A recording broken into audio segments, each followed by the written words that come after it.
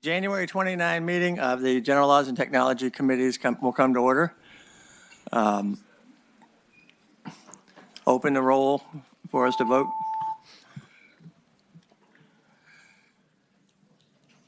Mr. Chair, you have a quorum. Thank you very much. All right, there are a number of people who need to get on to other points. Senator Howell is here. What's that? We're gonna proceed without. We'll worry about that later. So.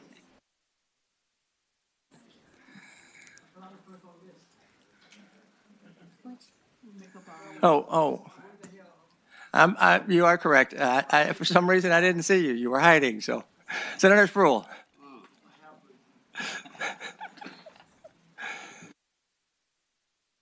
Good evening. Mr. Chairman, first we strike Senate Bill 162.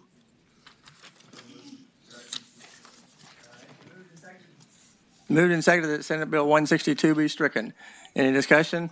All in favor, record your vote on the board.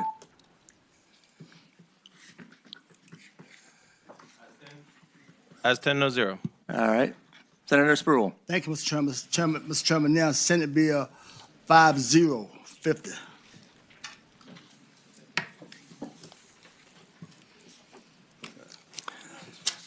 Mr. Chairman, this bill creates a respectful and open world of natural hair. The Crown Act will ensure protection against discrimination based on hairstyle by extending statutory protection to hair texture and protect styles in the field employment, housing, and state education. Provides that the term because of race, based on race, a term similar to that in the Code of Virginia, include 12 historically associated with race, including the hair texture and style. Some of the hairstyles is braiding hair, locks, and twists. You'll be surprised, Mr. Chairman, at those who have been turned down from employment because of the hairstyle. You'll be surprised at those who have been turned down as boys going to different schools because of hairstyle. So we're trying to get rid of some of the stuff in the code book. So I ask that you would approve it. All right. Are there any questions of the patron? Anybody here to speak in favor of the bill? Anybody in opposition? All right. We operate by motion. Move to report. Second. All right. It's been moved and seconded the bill be reported. Any further discussion? All right. Vote on the board.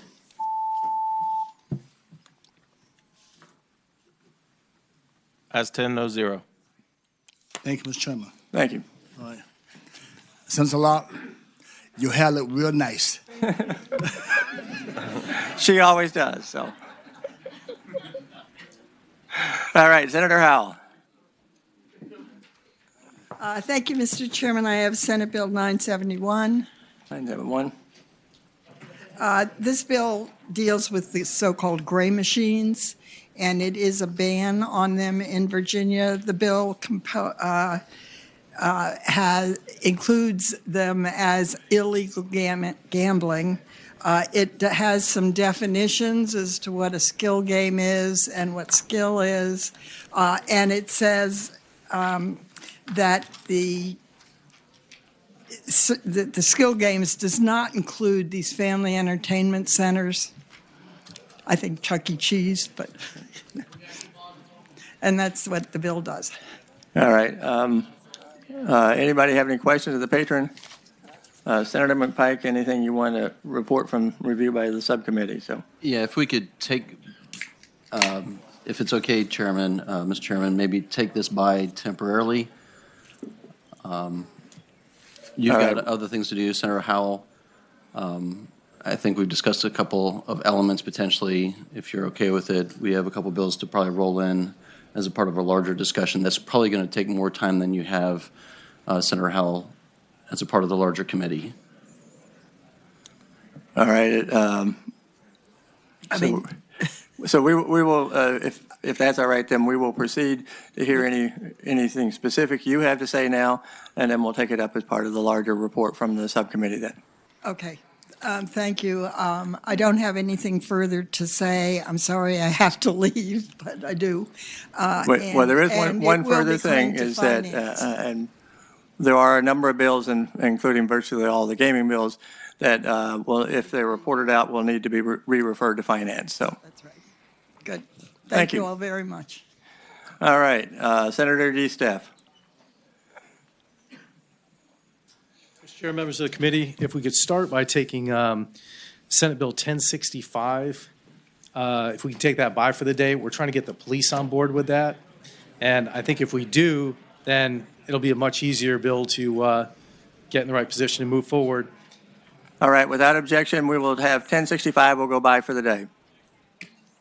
And on Senate Bill 863, I'm going to talk about this one for a second. And since we don't have our attorney here with the substitutes. He's coming.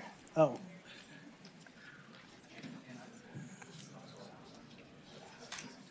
Well, Mr. Chair, members of the committee, I'm going to talk about the issue a little bit, and then we'll walk to the substitute. All right, that sounds good. So the issue is that with DPOR, if you've been charged with something, and that could be, if I can get DPOR to come up too, and we've been working on this for a little while. We're not quite there yet, but if you've been found in violation, but while they're doing their investigation and everything, and then you find later that you're not guilty, then there's really no way to clear that out of the records. It still shows up that you were, found a violation.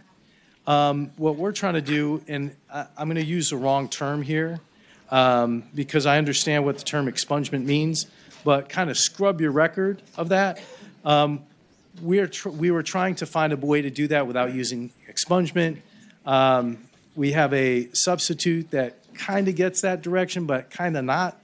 So what I'd like to do is, if the committee wants, we'll pass it on to the floor. If we can't get it worked out before the floor, then I'll just send it back to the committee to lie there until next year, and we can kind of take it from there. But I want to make sure that what we're putting in place here works for us, works for DPOR, and really is the right thing to do for the citizens. And with the using the term expungement, that's not really a good term for this. We tried to come up with another form of art and describe it with a substitute, and we found that there's still a couple of little issues with that. I'd also like to have DPOR speak on this for a second. Again, they're not speaking for the administration, but just that we've been working on this, and I don't want to get anyone in trouble on that side, but we're trying to come up with something that'll work and not be too harsh on what DPOR has to do, be too difficult to accomplish, and we want to try to work this out. So, All right, does anybody have any questions of the patron at this point? All right. We have a substitute that's being passed out now. So there's a motion to adopt the substitute. Is there a second? Second. Okay, any further discussion? All in favor say aye. Aye. All opposed, no. All right, we have the substitutes now. What's before us? Oh, this is not this different thing here.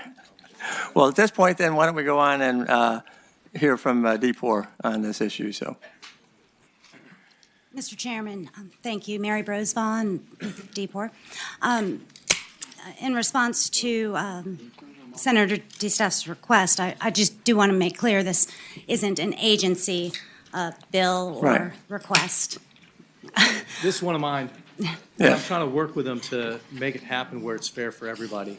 And indeed, we do hear from respondents in cases whether the case goes before the board and results in disciplinary action, or a case is closed without disciplinary action. FOIA requires that the record remain available to the public under record retention policy for 3 years if a case is closed without disciplinary action, and if a case is closed with an order for 50 years. And so those orders are available on the website, and the existence of the case is available for 3 years, even if the file is closed without disciplinary history. And so certainly the respondents in cases closed without disciplinary history are sometimes frustrated that those files are available to the public for 3 years until they're purged under record retention policy. But of course, we comply with FOIA fully. And that's sort of where that issue comes in. And we've been providing that information to the senator in an effort to address his All right, am I concerns. correct in understanding that in cases where the case is closed without disciplinary action, that's what this bill deals with? Or the That's what, substitute? I'm sorry, Mr. Chairman, that's what this bill deals with, but it also deals with the other ones. The issue we're having is when somebody goes up and just because they're charged with something, even though they're not found guilty or it's not founded, what's happening is their competitors are calling to do this, and then they're using that saying, hey, look at the DPOR complaint on this person. Look, they've got 4 DPOR complaints, and then they send the website. So they're using it against them when truly they've not been charged of anything, and even if DPOR dismisses it and says, hey, there was no issues, Mr. Chairman, it's still there for 3 years. Mr. Chairman, all the way Yes. down here. Senator Stewart. Thank you, Mr. Chairman. I want to ask Senator Stuff a question because I have done a little bit of work in this realm, and you know we've had some issues with like people's mugshots being posted on the internet and being out there, and there's nothing you can ever do about it. And so now you're talking about DPOR where complaints have been made, and we regulate these people because largely they're professionals that could take advantage of the public. So in this a situation where once these things are out there, there's no way to reel them back in because they're in some digital format that is available to the public. And by doing what you're trying to do, you actually would close the lack of a finding. And so you're seeing the charges, but you can't see that DPOR found they didn't do anything. Isn't that actually what could also happen under your bill? Well, Mr. Chairman, that's one of the reasons we're trying to still spend a little time working on it to stop the unintended consequences. This would be like if there's a complaint against a professional and that professional was not found guilty. And I'm not just talking about whether it's a roofer or somebody like that. I mean, we're talking about medical professionals, we're talking about real estate professionals, we're talking about engineers, we're talking about everything you could imagine. And on the medical side, they've got a great way to handle this. We don't have a great way to handle this with the other side, and we're trying to figure it out. And I realize that we need a little bit more work to do that. We're hoping we can get there, but if not, then I'm happy to send it back and let it lie in the breast of the committee until we can get it fixed next year. I wanted to kind of try to move it forward and still address the issue if it's possible to address it. If not, that's fine, we'll work on it until next year. But I want to make sure the way we do this is we're not harming anybody and that we're not creating an undue burden on DPOR because Lord knows they've got enough going on. But we're trying to solve a problem, and I think it's going to take us a little bit of time to get it solved still. Mr. Chairman. Yes, Senator Mason. So what about the flip side? People keep making complaints against the company to DPOR, and they don't rise to the level of an infraction. But, what about the fact that you might want to, and then maybe one does, all right? Small infraction even. But you've had 6 complaints and only 1 finding. Are you suggesting that the 5 complaints that resulted in no action or finding would just be removed from the record and you'd never know that this company had multiple complaints to the organization? What we're trying to do, Mr. Chairman, Senator Mason, if I may, we're not trying to hide anything like that. What we're trying to do is, and I will tell you that DPOR, when there's a complaint, they do a thorough investigation. If that complaint is founded, then they take the appropriate action. There's not a level to rise to anything. If there's a complaint, they look at it, and trust me, if it's down to a paragraph missing out of a contract or a subcontract, it's taken seriously and it's taken up in front of the board. I've sat through a couple of these hearings and seen it.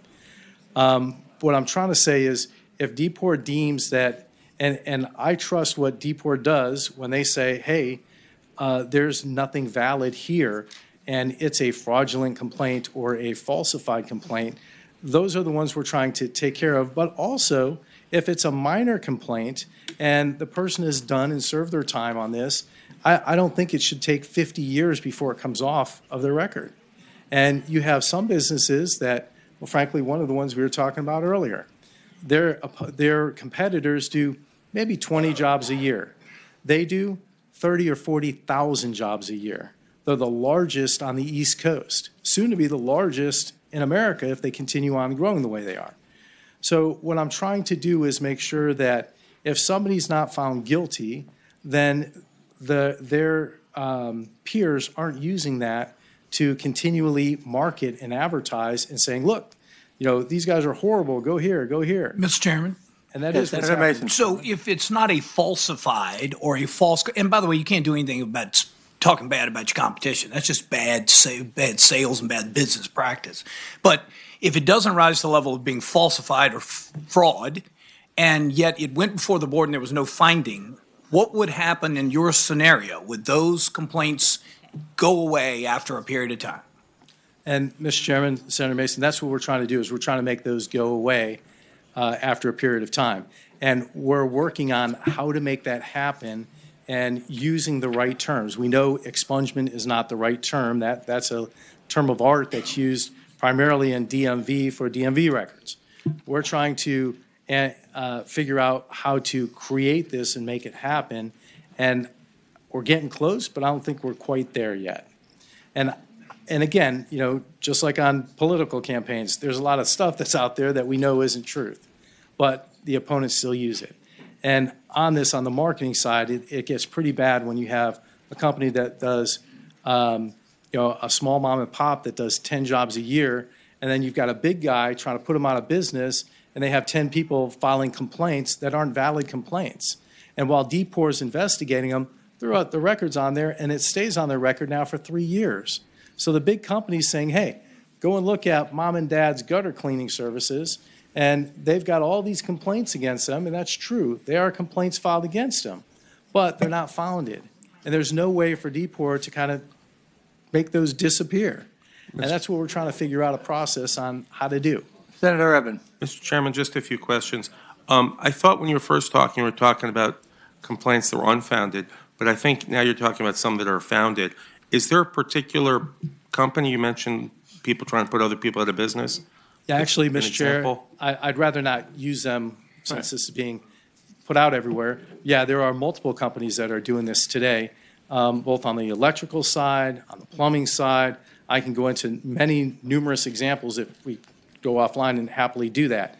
On the other hand, in the example I used with leaving a paragraph out of a subcontract, and the one issue I'm talking about, when I sat through the DPOR hearing, it was somebody in my district that had left a paragraph out of a 3 or 5 page subcontract that was on his record. Well, that's something that I don't think you should have as a violation on your record because it shows as a DPOR violation for more than 3 or 4 years. That was something minor, and it was an oversight when the contract was retyped. Okay, Mr. Chairman? Yes, Senator Evan. I agree with the senator that if there's a minor violation that's 7, 10 years old and it's only one violation, that could be shielded. But I think this bill is a larger context, whether it's multiple complaints being shielded. And honestly, if there's a founded or a valid complaint that someone wants to mention to someone else and DPOR found it accurate or took discipline, I don't think that we have to worry about how quickly that's shielded or if it's shielded at all. I have a motion at the appropriate time, but I don't want to stop the discussion if the senator wants to keep talking. And Mr. Chair, I'm happy to. The one thing we're trying to do here is when there are unfounded complaints, when it's a large company or another company just complaining about their competitors, to build up a series of complaints and use that to market against them, I'd like to be able to shield that if they're unfounded complaints. And All right. like I said, we've been working on this and not quite there yet, but still working on Well, it. Senator Steph, I think this is a significant policy issue that we got before us here. Given that you have not worked completely through it, would you like to have this passed by for the week and taken up? Let's do that. If we can get there, great. If not, we can leave it in the rest of the committee till next year. That This is sounds one fine. that I personally am not willing to move forward very far. Right. If we can't get closer to agreement on this and that it does what we want to do. If it's a good idea this year, it'll be a good idea next year too. Right. Move to go back for the week. All right. Moving in second to go by for the week. Is any discussion? All in favor say aye. All opposed, no. Thank you. We'll put it on the docket for next week then. Mr. Chairman, thank you. Members of the committee, have a great Senator day. Thurable. Thank you, Mr. Chairman. Could we do 658 first? And then there's a substitute on that, I think, or an amendment. I think it's a substitute. And an amendment.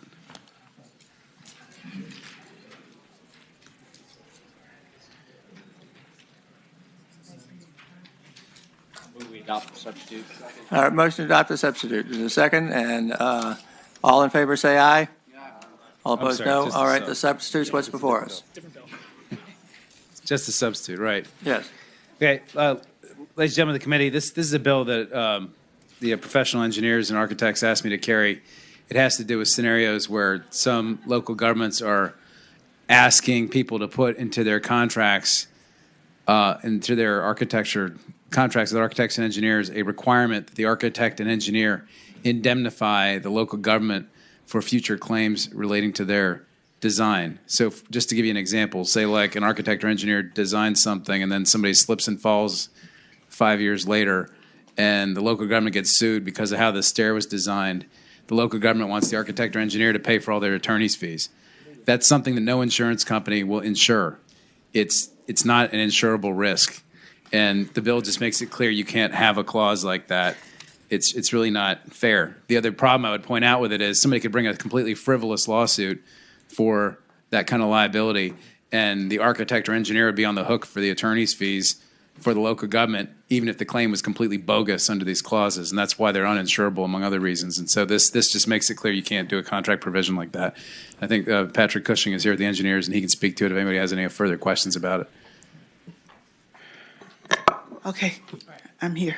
Madam Chair. Thank you. Good afternoon. Patrick Cushing with Williams Mullen, representing the American Institute of Architects and the American Council of Engineering Companies. I'll just amend a little bit of what Senator Survell said. The provision of code that we're amending, Section 11-4.4, already has some restrictions on indemnification clauses, which he explained. The clause that we're adding that would match up with that is what's called the duty to defend clause. It's a clause that's put in contracts that requires another party at the instance of a lawsuit, in this case, if a public body or really if some other party sued a public body, the architect or engineer in some instances is required to defend the public body before a finding of fault on the part of a court. And so attorney's fees, if there is a finding of fault upon the architect or engineer, attorney's fees could still be awarded. What we're saying is that it is too onerous and uninsurable to ask a party to step up front and defend the public body in any and all lawsuits. And so that's in essence what the bill does. We've worked with some of the language on the representatives for the Association of Government Purchasers. I think we have peace in the valley, but I would like to put hands on the substitute just to take a look if there is and I don't know if it's been adopted or. Was it adopted? Okay. Okay, are there any questions with regard to Senate Bill 658?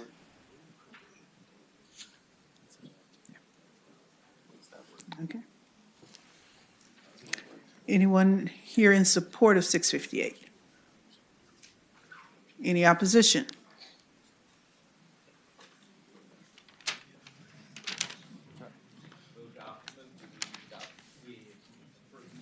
Substitute. It's been moved, and To pass the bill, or? have we adopted the substitute?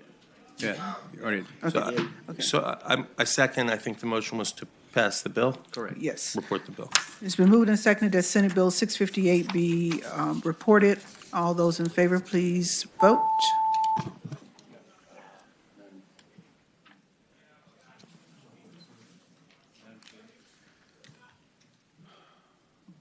Madam Chair, is it too late to ask a question? I guess so. His bill may not be written right. That's the only reason I wanted to ask him a question, to make sure it does what he wants him to do. Perhaps he's confident in that. Hope Mr. Cushing wrote Did it you right. read the substitute? Yeah. Do we want to strike this? Let's strike It may this. be fine. I thought I would bring attention to something that, if I read it correctly, it does the opposite of what he wants it to do. Maybe I'm just reading it incorrectly. Happy to answer, Madam Chair. Let's strike that, Hobie. Okay. What's your question, Senator Stewart? Madam Chair, the way I read this, it exempts the duty to defend so it would still be enforceable and makes other things unenforceable. The way the sentence is drafted, and perhaps I'm reading it wrong, but that's certainly the way I read it. So, Madam Chair, I think this language was tweaked by Legislative Services, which is fine, but the language on lines 30 through 33 is the predicate language that you see on lines 12 through 14, which is, so it's using the same model that exists for indemnification clauses, just saying, so in any provision in a contract relating to the design of a building, Including moving, demolition, or excavation. And maybe I'm reading it, I'm not trying to injure Oh, him, I no, just I want to make think- sure it does what he's saying. It actually Yeah, does the I opposite of think what he you- wants to do. I think you might be right.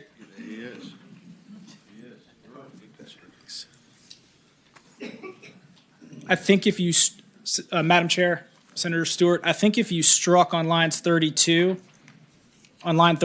after construction projects, if you struck other than buildings, How about if you struck other than and put and buildings? Does that fix it? You struck other than Yeah. in place of other than, put and. yeah, I think that's correct. I'd move that amendment, Madam Chair. Moved and seconded that amendment. All in favor, please say aye. Aye. So with that amendment, are we ready on Senate Bill 658? Okay. So now we need a motion. Second. It's been moved and seconded that we approve Senate Bill 658, substitute as amended. All in favor, please vote.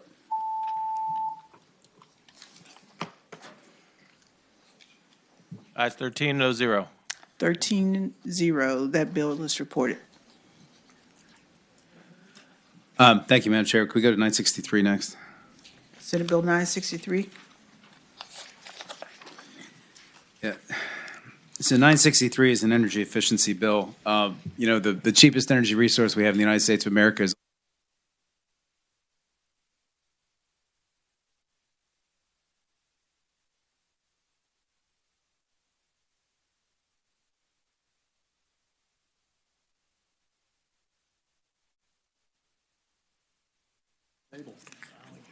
there. Okay, great.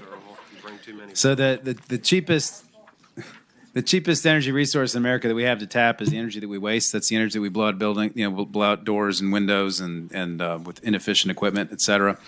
And what this bill does is it requires, and DMME has been working to try and get the Commonwealth to use less energy in its buildings. And so this bill basically requires the head of each state agency to designate an existing employee. I'm sorry, I also have a substitute.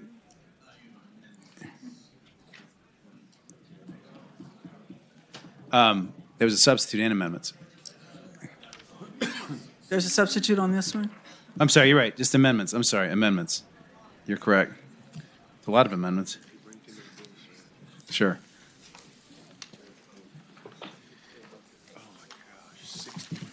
Okay, we have amendments to Senate Bill 963. Move the amendments, Madam Chair. Moved and seconded that we adopt the amendments to 963. All those in favor, please say aye. Aye. Aye. Any opposition? Okay, those Great. amendments are Thank you. adopted. Yeah, I thought this might get turned into a sub, but it's just amendments.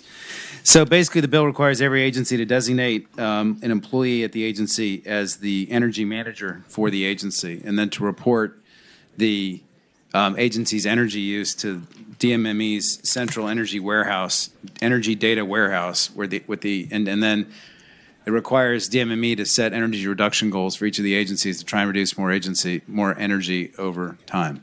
The bill it was an idea. It's going on in other states. The idea was given to me by a national group, the Green Energy Council, I think, and they have representatives here to speak in support of the bill. They can sort of explain how it's been working in other states.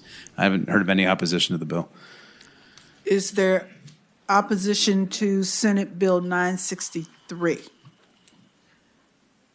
She's here to testify in favor. Are there questions to the patron? Testify in favor. You better hope there's no opposition. Are there questions to the patron? Move to report. Second. Is there a second? Oh, yeah. This has to go to finance if we pass it. Refer to finance. Wonderful.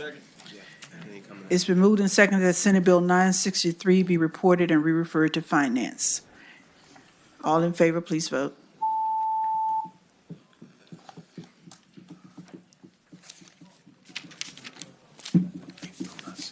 Ayes 12, noes 1. 12-1, it's reported and re-referred to finance. Thank you, Madam Chair. The next one is Senate Bill 645. 645.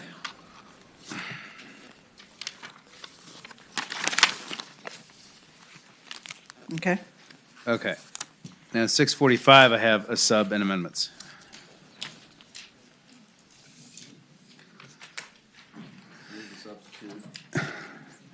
Yeah, no, it's really quick. The sub just clarifies some technical language.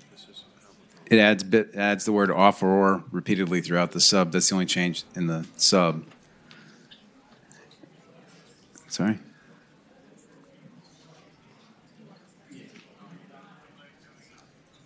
Substitute and an amendment? Not both the amendments, just the little amendment.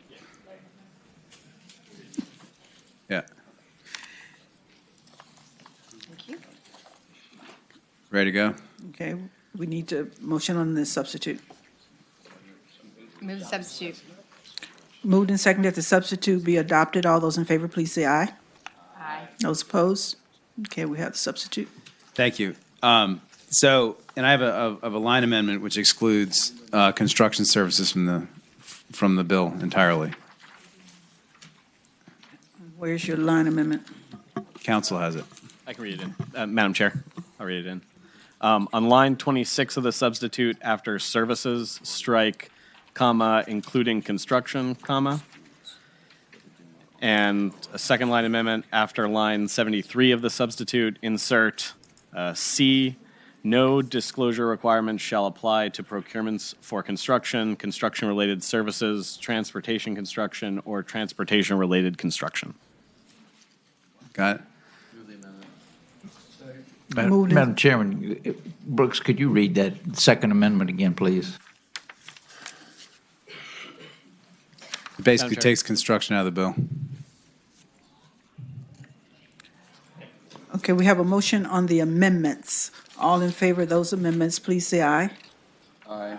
Those opposed? Okay, those amendments are adopted.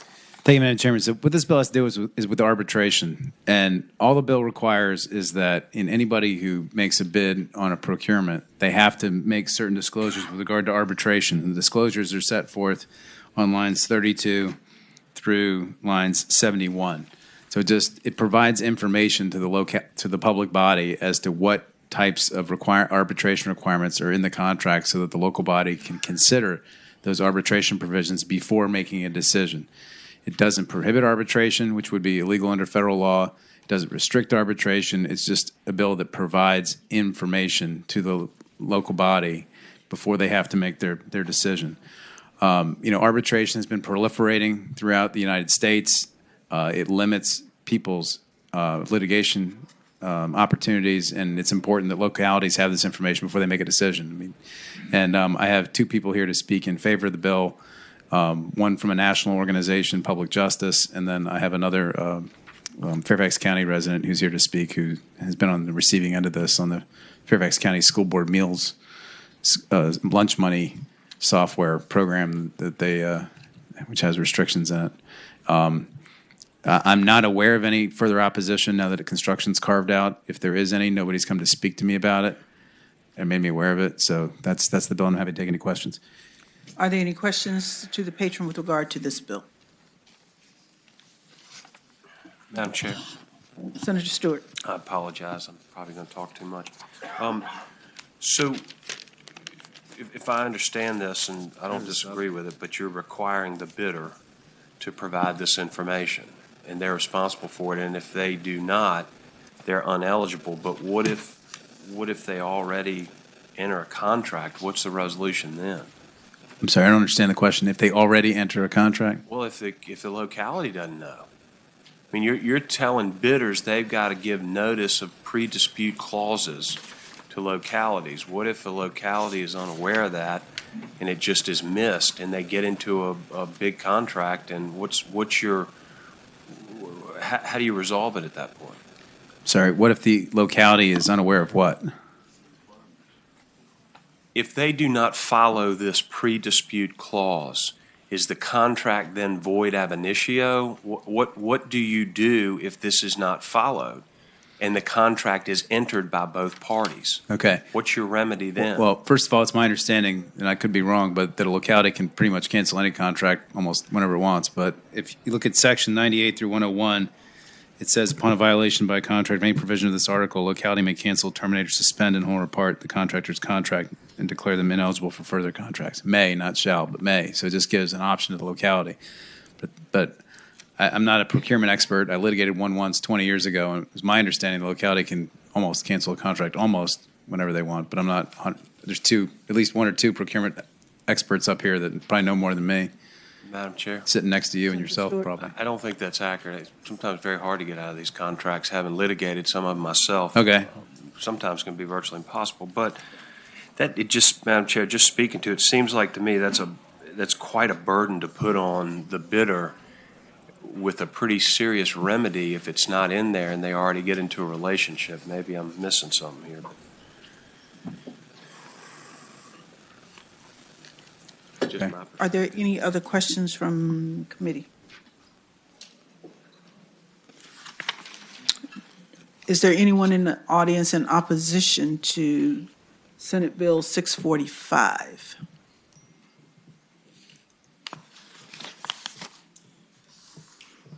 Okay, we have Senate Bill 645 before us. Is there a motion?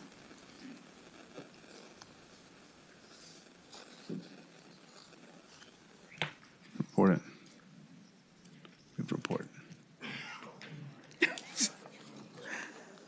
There's no opposition. It's been moved and seconded that Senate Bill 645 as a substitute be reported. Does this have to go? This doesn't have to go to. Okay. Be reported. All those in favor, please vote.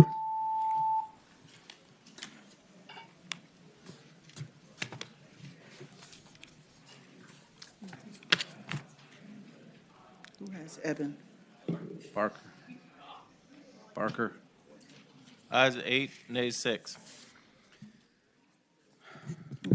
Okay, thank you, Madam Chairman. Okay. Committee.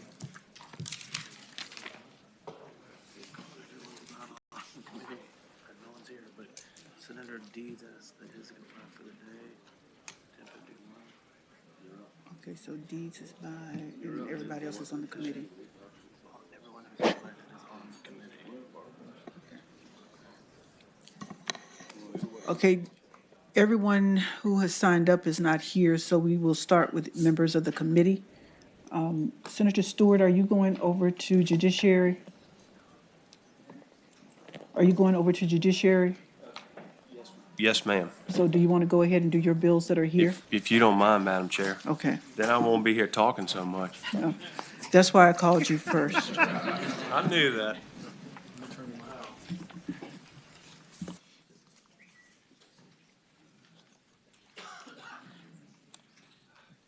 I can't help it, Madam Chair. It's a character flaw. When I was in law school, I just couldn't stop answering questions. Madam Chair, the first bill I have is Senate Bill 138, and it's a FOIA bill. As you know, we serve on the FOIA Council, and one of us carries these bills. As chairman this year, I got the honor to do it. So we have several that come out of the FOIA Council and have been fully vetted. Senate Bill 138, it adds regional public bodies to the types of public bodies that have to designate a FOIA officer, which is we currently have to designate a FOIA officer, but this includes like IDAs and things like that, EDAs. I think Senator Obenshain has a narrower bill that's probably already passed. It requires that training once during each consecutive period of the 2 calendar years, and requires that you give the contact information of that FOIA officer trained by legal counsel of the public body. They only have to submit it on July 1 of the initial year of the training and update it only if there are changes in that. And if we have any other additional questions, I'm going to ask Amigo to help me because he's the expert. Okay, we have Senate Bill 138, which deals with FOIA officers training and reporting. Are there any questions to the patron? Is there anyone here in the audience in opposition to Senate Bill 138? Madam Chair, Senator Bell. I have a very serious question. Did the senator say he really wanted to go to the Judiciary Committee? He did. I sure would like to present my bills, Madam Chair. It's been moved and seconded that Senate Bill 138 be reported. All those in favor, please vote.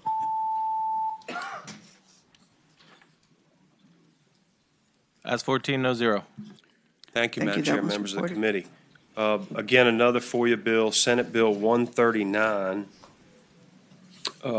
This allows for in-person training sessions in addition to the current requirement of online training sessions for local government officials. That was a new threshold, and it could be provided by the Freedom of Information Council. Alan Gernhardt does that, and he goes out and he does a fantastic job training these individuals, or it can be done by the county attorney, either or. And it also includes constitutional officers. Did I get all that, Amigo? Thank you. Okay, are there any questions with regard to Senate Bill 139 regarding FOIA training requirements? Any questions from anybody in the audience with regard to Senate Bill 139? It's been moved and seconded that Senate Bill 139 be reported. All those in favor, please vote. Ayes 14, no zero. Okay, Senator Stewart, you're on a roll. Thank you, Madam Chair. Don't jinx me. Madam Chair, Senate Bill 140. All right, I'm going to read this bill. There is a suggested amendment to this bill that one of the universities wanted. As you recall, there were some questions about gifts given to universities in Virginia and whether or not they had strings attached in regard to academic standards and such as that. So the FOIA Council deliberated this with the universities in the room, and they were in accord with this bill, but it would provide that no discretionary exclusion in FOIA shall apply to protect information relating to the amount, date, purpose, and terms of a pledge or donation made to a public institution of higher education. It also provides that the identity of the donor shall be protected only if the donor has requested anonymity and there are no strings attached to the pledge. And that is the bill. It was unanimously recommended, as I recall. But I know that at least one entity asked for an amendment that I was okay with, and Delegate Bulova is carrying the same bill on the House side, and his was amended as well. So I'd ask the committee to entertain that amendment. The amendment. Thank you, Madam Chair. The amendment will be on line 82, after all conditions, strike related to and insert directing.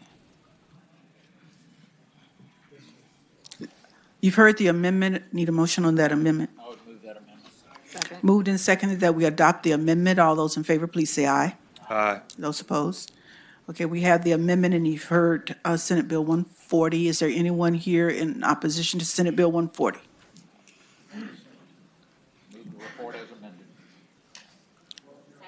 It's been moved and seconded that Senate Bill 140 be reported as amended. All those in favor, please vote. Ayes 13, noes 1. We have 13-1 on that one. Thank you, Madam Chair. That's what this is all about, is transparency. Oh, goodness. Madam Chair, Senate Bill 153. Oftentimes, we have situations where a citizen will request information from a public body, and it's a lengthy request, and so there is a there's a cost associated with that. And what this bill does is it addresses that. And it clarifies that if the cost estimate exceeds $200, the public body can require an advance deposit, and you also have to know if the person wants to proceed.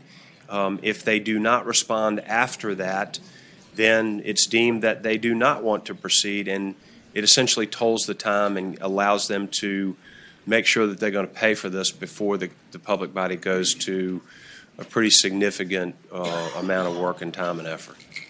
Again, that's a FOIA council bill. I think I described that correctly, amigo. Thank you. Are there any questions with regard to Senate Bill 153? Move to report. Anyone in opposition to Senate Bill 153? Oh. No, okay.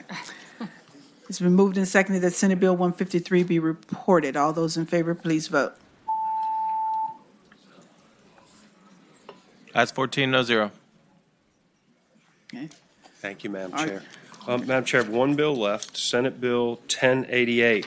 And this issue, hopefully there's a substitute for that, because I think we drew this to the wrong section at first. So if they would distribute the substitute, I'll explain the bill.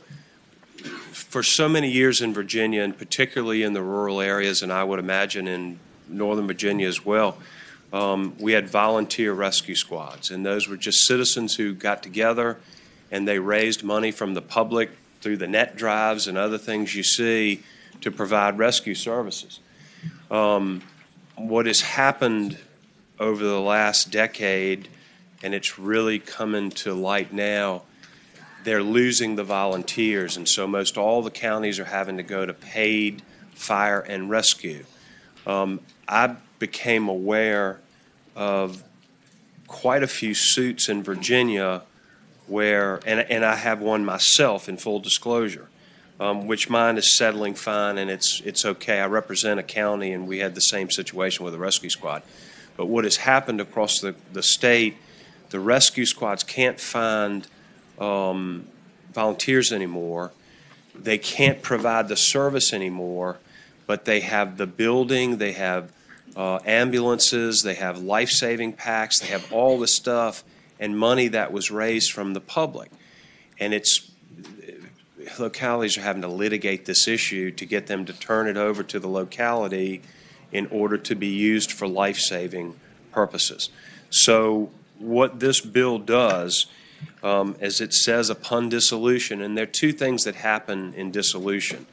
Typically, the state will say, you're not capable of running calls anymore, and then the locality will remove them from their list of squads for service. And I think we redrew the bill to that section. Is that correct? Okay, because I didn't have that originally. Once that happens, you have to turn over assets purchased with public funds to the county to be used for life-saving services. And that's the bill. We're trying to make this easier. I'll tell you the situation that I'm very familiar with, where you've got a bunch of really good people who have done a lot for the community, and they haven't run a call for 2.5 or 3 years, but they're continuing to spend money and do things.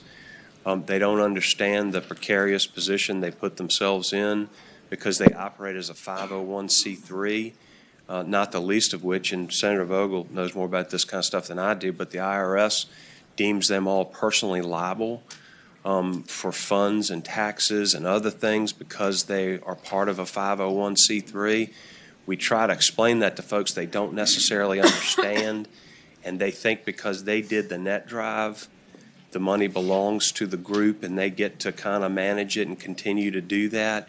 And it's just a really difficult and precarious position for a lot of these folks to be in. Okay, we need to adopt the substitute. Yes, ma'am. Substitute. It's been moved and seconded that we adopt a substitute to Senate Bill 1088. All those in favor, please say aye. Aye. Okay. So we have the substitute before us, and you've heard the explanation for the substitute. Is there anyone here in opposition to the bill as it has been explained? Move to report. Madam Chair, those questions. Senator Reeves. Senator Stewart, just a question. You talked about the monies that these potential folks have that they might owe back, is there anything that absolves them of that money if you just take all their equipment, or couldn't they just sell that equipment and pay whatever you're talking about that's due in taxes? I'm sorry, maybe I didn't explain myself very well.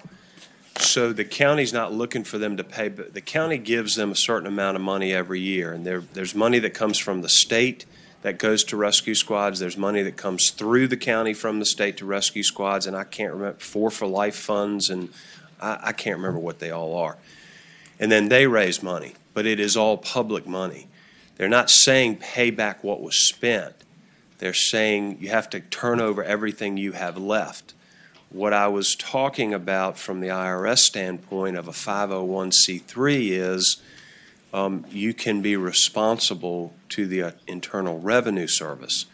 And so for things that were done, and so a lot of these folks don't understand that, and while they don't run rescue squad calls and their 501c3 dictates that they are only a 501c3 because they are running rescue squad calls, they're technically violating the terms of that, and they can get in all kinds of complications with the IRS. Maybe that explains what I'm saying better. Madam Chair, There's nothing we can do about that. They got to. But if they sold that equipment, they owed the IRS money. Couldn't they give the IRS that money from the equipment sales? Madam Chair?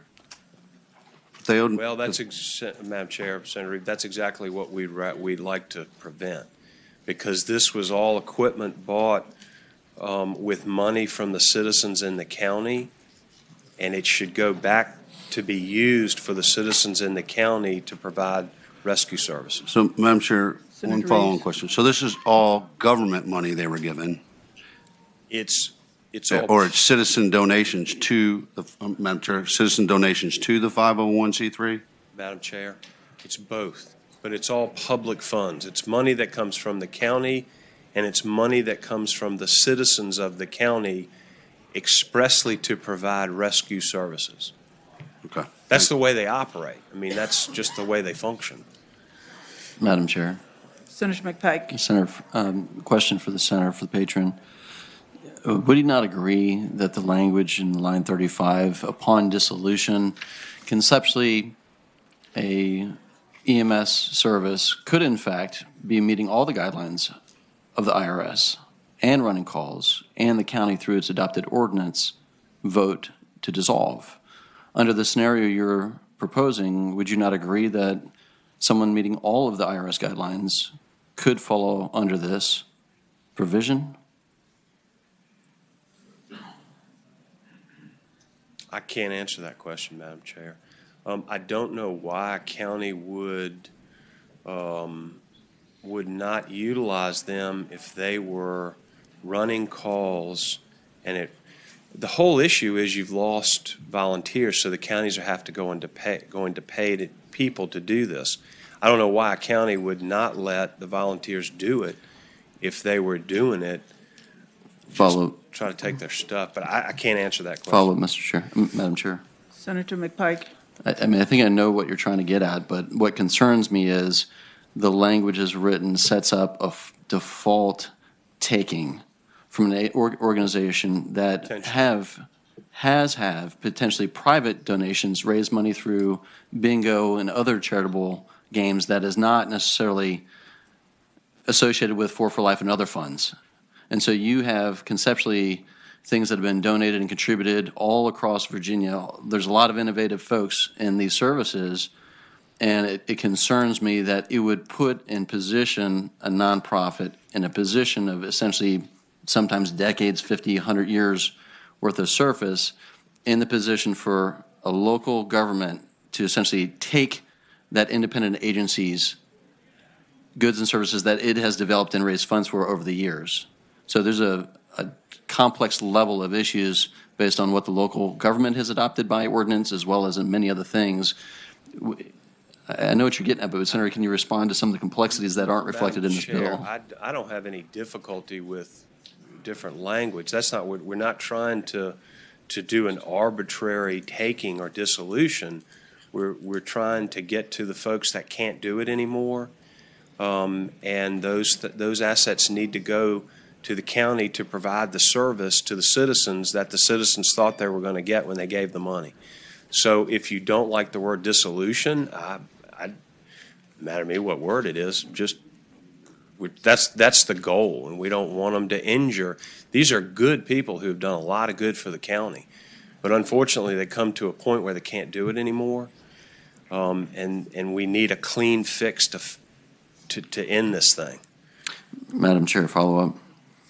Senator McPike. I mean, I guess one of your, I think, primary solid arguments isn't reflected in the bill, which is, in fact, an organization not meeting its public intent and public goals under the IRS rules. Right.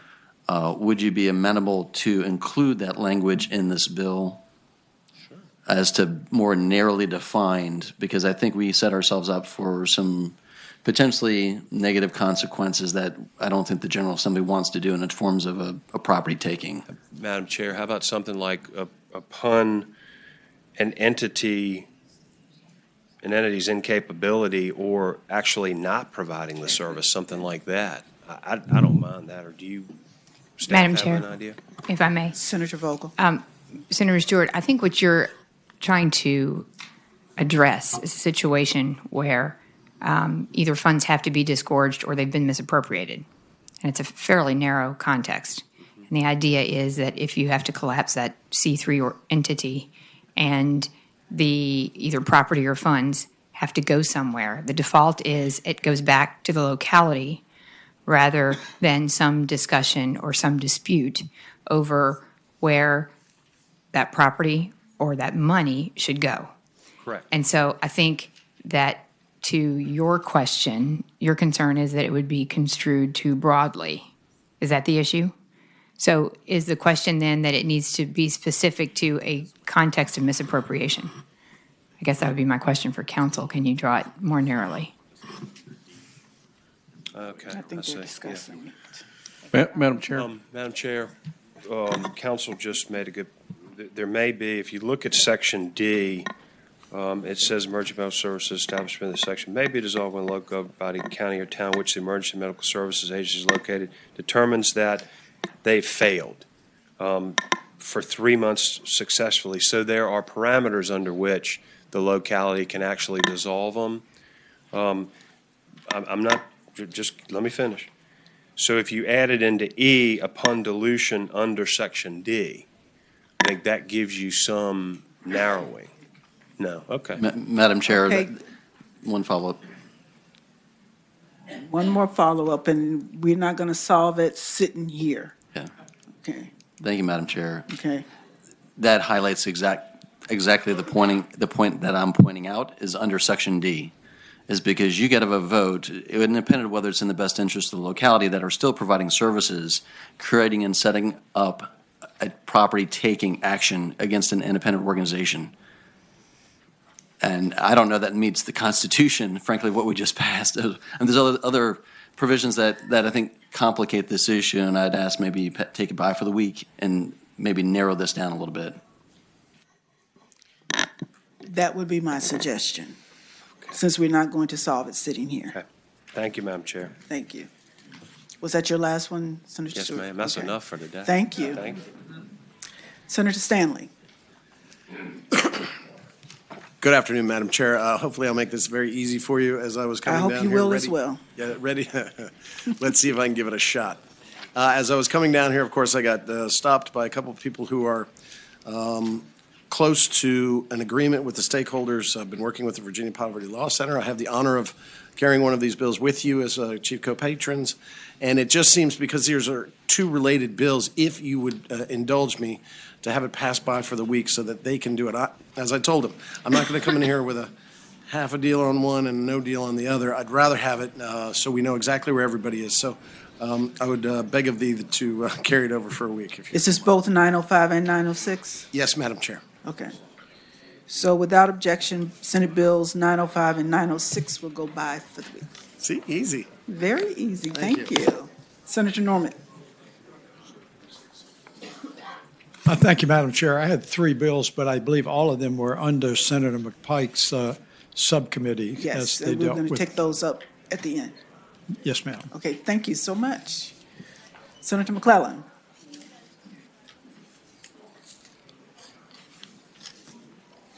I have 4 bills, one of which I believe is getting rolled into Senator Evans, but he's not here, so I won't do that one first. There are also some folks in the hallway who want to testify who I think are trying to get in. So the first one is Senate Bill 97. You've seen this bill before. It passed the Senate 36-4 last year, but was never heard in the House. This is a bill that would prohibit local governments from denying a land use application, whether it's a development or a zoning application, based solely on the fact that the project has a certain number of units that are going to be affordable. It also would make all the other protected classes under the Fair Housing Act also applicable to application of zoning land use decisions.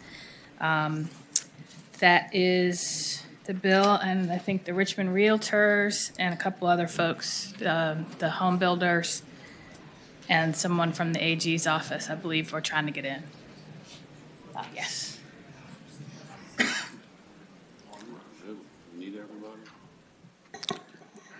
Okay, you come forward. Hi, Brian. Sorry. I'm sorry. I do have a substitute, so let me get the substitute.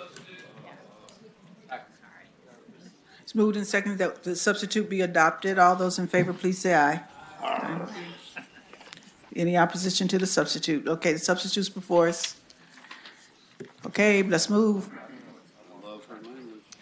Thank you, Madam Chairman. Brian Gordon on behalf of the Virginia Apartment and Management Association, the Apartment and Office Building Association. We support the bill.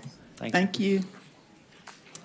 Thank you, Madam Chair, members of the committee. Elizabeth Greenfield with the Richmond Association of Realtors. We represent about 5,000 members in the Richmond region, and we support the bill. Thank you. Thank you. Madam Chair, Helen Hardiman from the Attorney General's office. This is a priority for the General. He supports the bill. Thank you. Madam Chair, members of the committee, Eric Johnson, Director of the Virginia Department of Housing and Community Development. The administration supports this bill. Thank you. Let me explain the substitute really quickly. There was a concern raised by the city of Petersburg, which is an area that already has a lot of affordable housing, that the way the original bill was drafted might unintentionally prohibit them from trying to look at mixed use or having a particular, adding more diversity of housing types to an area that is already full of affordable housing. So the substitute addresses that concern. Anyone here in opposition to the bill? It's been moved and seconded that Senate Bill 97 be adopted. Oh, Scott, I need a motion that it go to finance. Moved and seconded Senate Bill 97 substitute be reported and re-referred to finance. All in favor, please vote.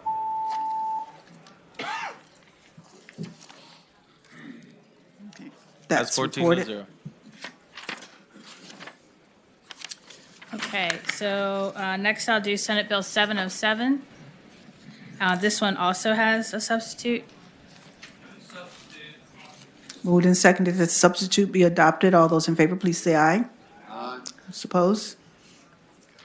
All right, so Senate Bill 707 would require landlords to provide every tenant with a statement of their rights and responsibilities.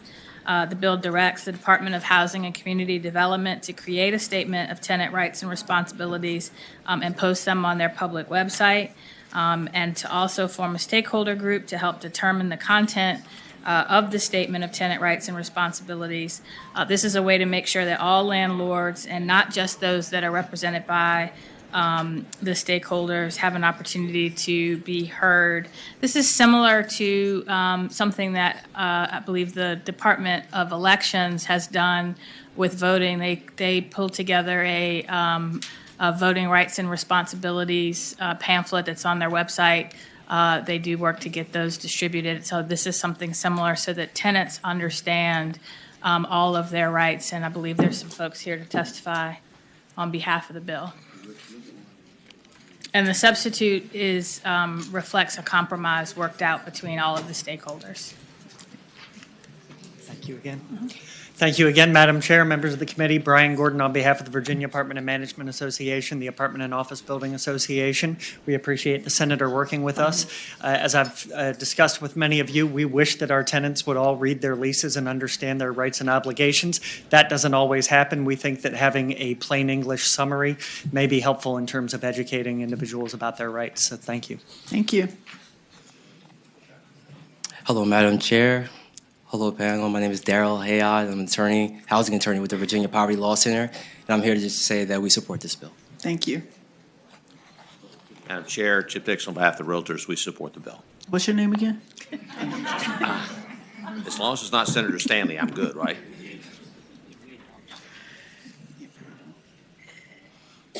Anyone here in opposition to Senate Bill 707? It has to be reported and re-referred to Finance. Okay. It's been moved and seconded that Senate Bill 707 as a substitute be adopted and re-referred to Finance. All those in favor, please vote. Okay. That's 14-0. All right, the next one is Senate Bill 708. Now, this bill would basically require, well, first let me tell you the problem we're trying to solve. So across Virginia, because of disinvestment or lack of investment from the federal government in public housing, a lot of our public housing complexes are really in a state of disrepair. And a few years ago, the federal government authorized the public housing authorities to divest of their interest in public housing communities if they wanted to through bringing in private capital, so they could either sell all or part of the property, lease only part of the property, or demolish the property. There are a couple of developments, one here in Richmond and one in Norfolk, where they've made the decision to eventually demolish the housing project. But that we are concerned about the amount of notice given to the residents, because when the residents, they're going to be displaced, and we need to make sure that they have a full understanding about the timing of that and what they need to do. And so what this bill does is require that all housing authorities would send notice of their plans, whether they're going to sell the property or demolish the property, to every resident far enough in advance, which is 9 months, to give the residents a chance to figure out what they're going to do when they no longer have that home to live in. Any questions to the patron? I think I have line amendments. Yes. There are amendments. Thank you. And with these line amendments, we have reached consensus with the stakeholders. A motion on the amendments? Moved and seconded that the amendments be adopted. All in favor, please say aye. Okay. Those opposed? Amendments are adopted. And I do have some witnesses who'd like to testify on this.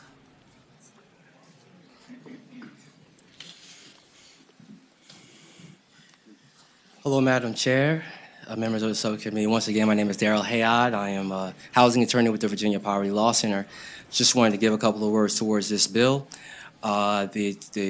As far as the notice, having as early notice as possible, I'm a housing attorney with the Virginia Poverty Law Center, but I'm also the community lawyer for public housing. And I deal directly with residents of public housing. A lot of them are elderly.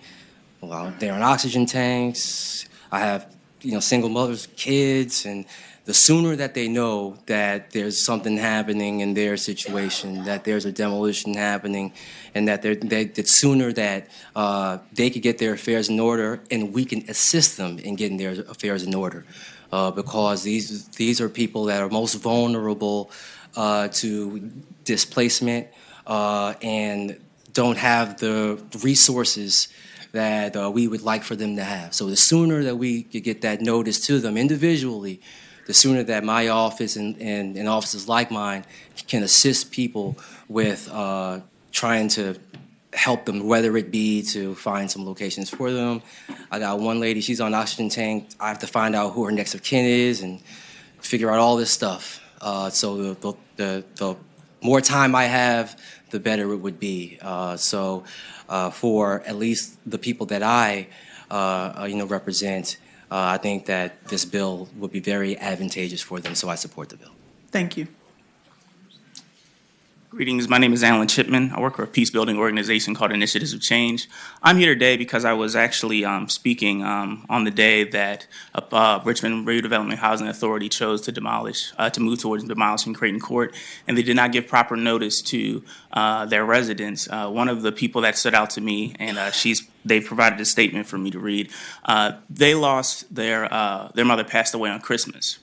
And while they were trying to get money together to cremate their mother in the way that she wished, they found out on the news that they would soon be facing demolishment. And this is a statement that they read, that they sent, and they said, "I am upset, and this is very stressful.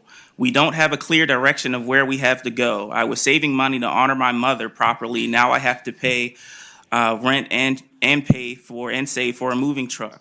Where am I going to go? My mother is gone. We cannot go live with her anymore. We don't have a backup plan anymore.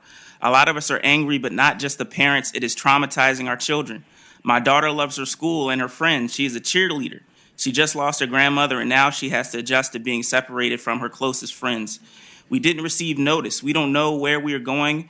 There are rumors of vouchers, but it's all hearsay. We pay to be here too, but we are just scattered around, and our children have to adjust and are traumatized. Why can't we find out when the board finds out? They didn't even have a solid plan for us. It's like they're baking a cake, but they don't have all of the ingredients." I think I support this bill and believe that each tenant should be able to know, as they are facing dire circumstances already, and any form of instability can traumatize the children and the parents and the community as well. I support this bill. Thank you. Good afternoon, Madam Chair. Thank you for having me. My name is Omar El Gaddafi. I'm a housing organizer with Legal Aid Justice Center, and I deal a lot with public housing residents in the city of Richmond and their issues. I just wanted you to know it's important to know that oftentimes a housing authority may do the very least amount of notice as possible, which could simply be a vague reference to demolition that they would include inside of their 120-page annual plan when they submit it to HUD. And a lot of our public housing residents in Richmond are products of a deeply inequitable school system. They have difficulty reading their 25-page lease at the housing authority, and they definitely aren't reading through this 120-page annual plan if they're even aware that it exists. Just recently, the demolition application was submitted for Creighton Court for almost 200 units in East End Richmond. Residents weren't even told about that until after the demolition application was submitted. So, our Commonwealth has made national headlines recently over the past couple of years for our issues of housing instability that drive our high rates of eviction. And this bill is the proper action to put our most vulnerable citizens on equal footing with the rest of the nation. I fully support this bill, and thank you for having me. Thank you. Madam Chair, members of the committee, my name is Samantha Kenny. I represent the Virginia Association of Housing and Community Development Officials, and we support the bill as amended. Thank you. Good afternoon, Madam Chair. I'm Jerry Wilson with the City of Newport News, and I worked with several of the stakeholders and do appreciate the patron being willing to amend the bill. We were concerned about potential unintended consequences to our Choice Neighborhoods Initiative project, but the amendments do take care of that, and so we support the bill. Thank you. Is there anyone here in opposition to Senate Bill 708? Senator Reeves. Senator McClellan, or Madam Chair, Senator McClellan, I don't have a problem with what you're trying to do because I think there are a lot of moving parts, but I do take a little bit of caution with lines 38 through 40 in the fact that 200-something people are getting kicked out of their house because we're going to demolish this thing, and every one of them can bring a class action suit or some kind of civil suit and stop this thing in its tracks realistically by that. And I'm wondering if there's another way to get at the folks that aren't doing what they're supposed to be doing through some other means than litigation. Well, Mr. Chair, Madam Chair, I would say that sometimes you need the threat of litigation to ensure that people do what they need to do. I think we worked with the authorities to address the concerns that they raised.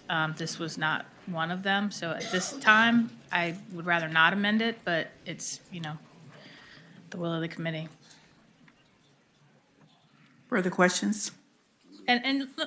So let me just add to that. So these are communities that are extremely vulnerable as is, who have few choices.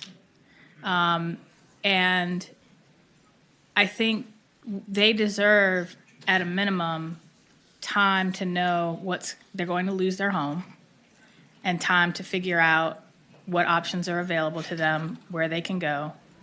And I think when you have had residents who find out on the news after a decision has already been made with very little time for them to react, sometimes I think you need a hammer just to get people to remember these are vulnerable people who you owe a duty to.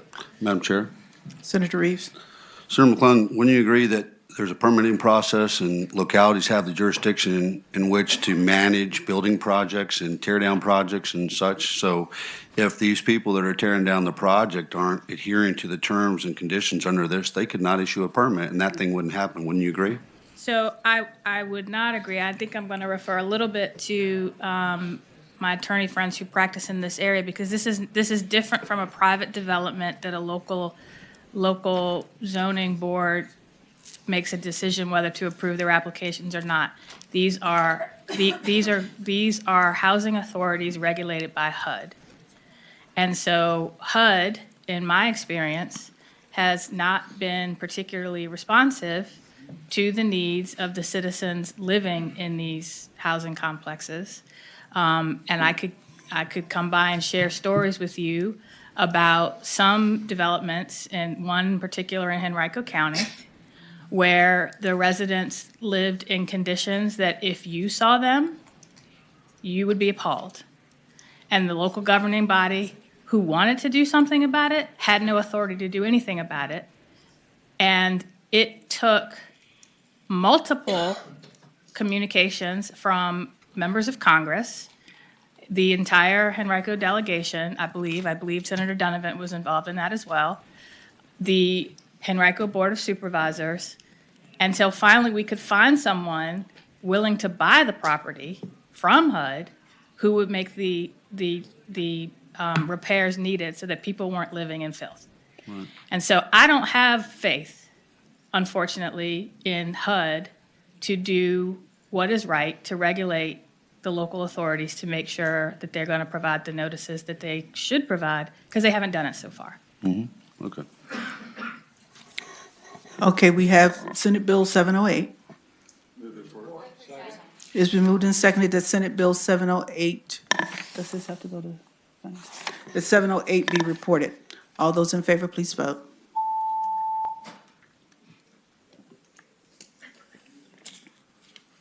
Who has Stewart? Okay.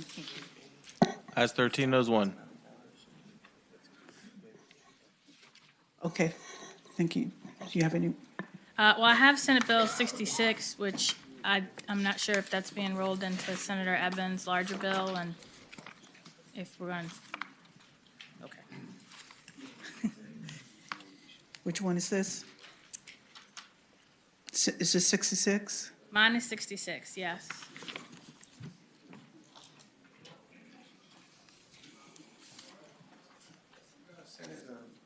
Senate Bill 868 is an omnibus non-discrimination bill, and Senator McClellan has Senate Bill 66 dealing with the housing component, and I believe Senator Boysko has 159 dealing with public employment. Correct. And we'd like to present that to you, Madam Chair. And yours is which number? 868. And there's a substitute. So which one are we dealing with? 868 is the bill with the other two rolled in. Okay. Is it moved and seconded that we adopt a substitute to 868? All those in favor, please say aye. Aye. Okay.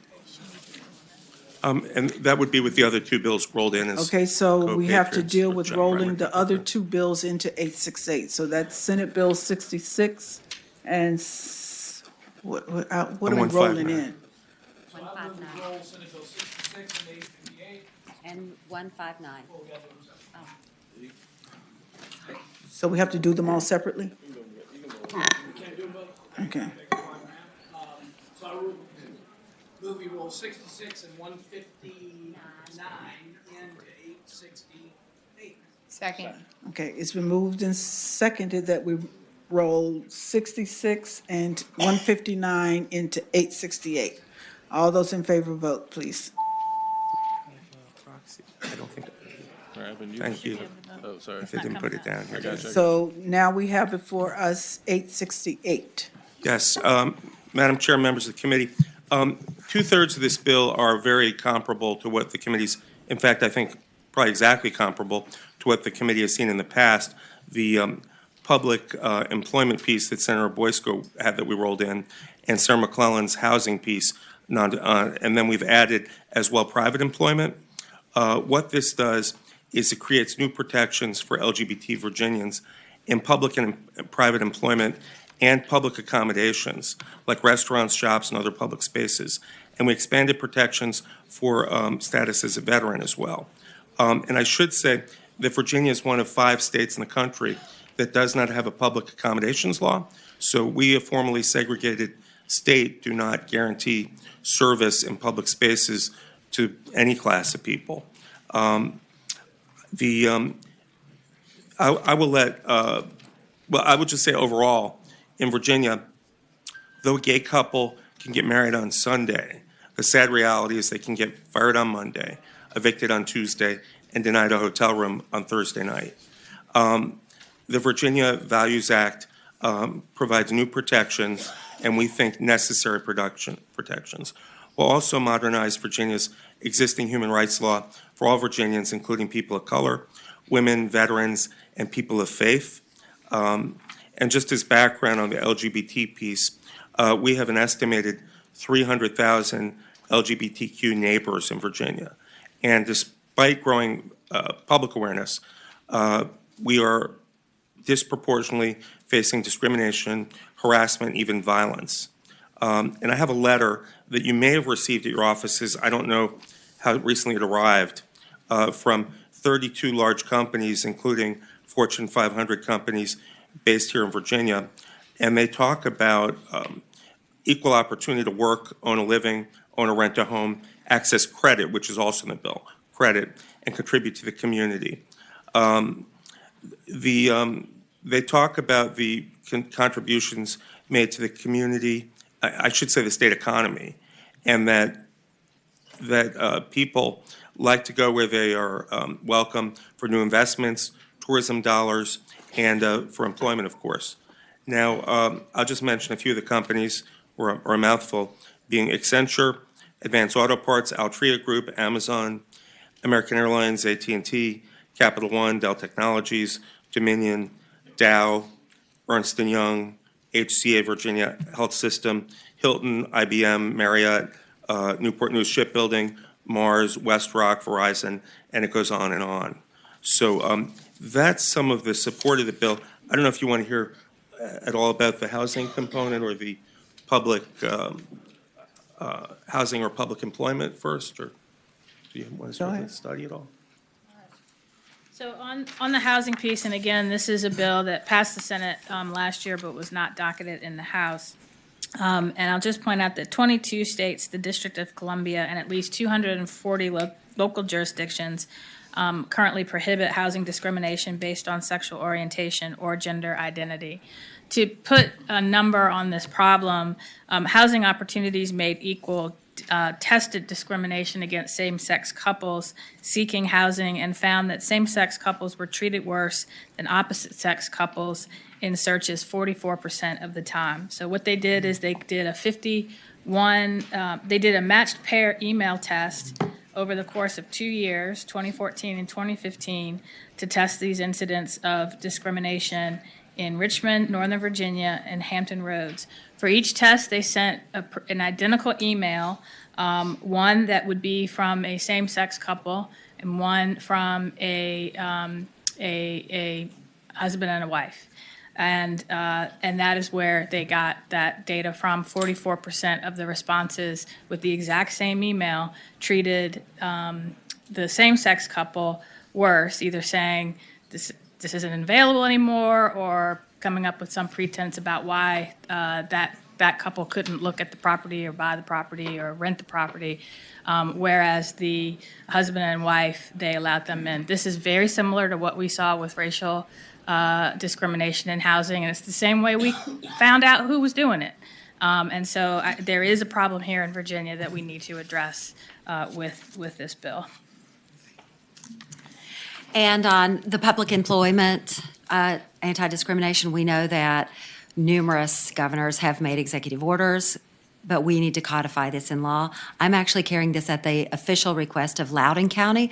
Their employees have asked us to do this for them. I know that we are doing it for all public employees, and I think it's the right time to do it. We know that discrimination counts. I think Senator Eben has really beautifully described what the problems are. You can get married on Sunday, and on Monday you can get fired from your job. We should be better than that, and I'm just so pleased that we're considering this today. Are there any questions to the patrons?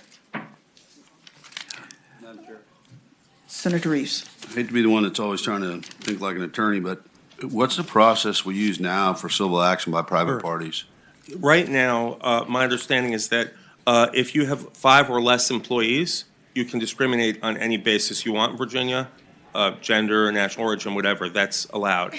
Then if you have 5 through 15 employees in Virginia, you can discriminate if you only, I'm sorry, I should say you're liable if you have fired someone only, not any other kind of employment discrimination under Virginia law, and then you can take action, except that does not include some of the categories I enumerated, such as sexual orientation, gender identity. I have an attorney, Kate Oakley, who can help me answer that a little bit better. But then, right now, at the federal level, you can only file suit or deal with the Equal Opportunities Commission, Equal Employment Opportunities Commission, if you have more than 15 employees. Then you can go to the federal government for relief for the categories that they allow. That is what you can do there. What we're doing is saying in Virginia that you can, A, go to the Attorney General if you choose, and have the Attorney General find your case, make it certified founded or unfounded, meaning that they believe there's a discrimination worth filing suit over. If it's unfounded, it discourages frivolous lawsuits. If it's founded, the Attorney General may sue in their own right, but in reality, they're not likely to sue unless it's a whole class of people. They're not likely to fire if just I'm fired. Not likely to file suit if just I'm fired, but if a whole wide array of people who work for a company are discriminated against, then they might be more likely. Mr. Chair, follow-on question. Mark? Yes. Follow-on question. I guess, Senator, what I'm trying to get at is we're a right-to-work state. And so I hire somebody and I fire somebody based on lack of skill set. Theoretically, couldn't they bring civil action? So we have a private cause of action right now.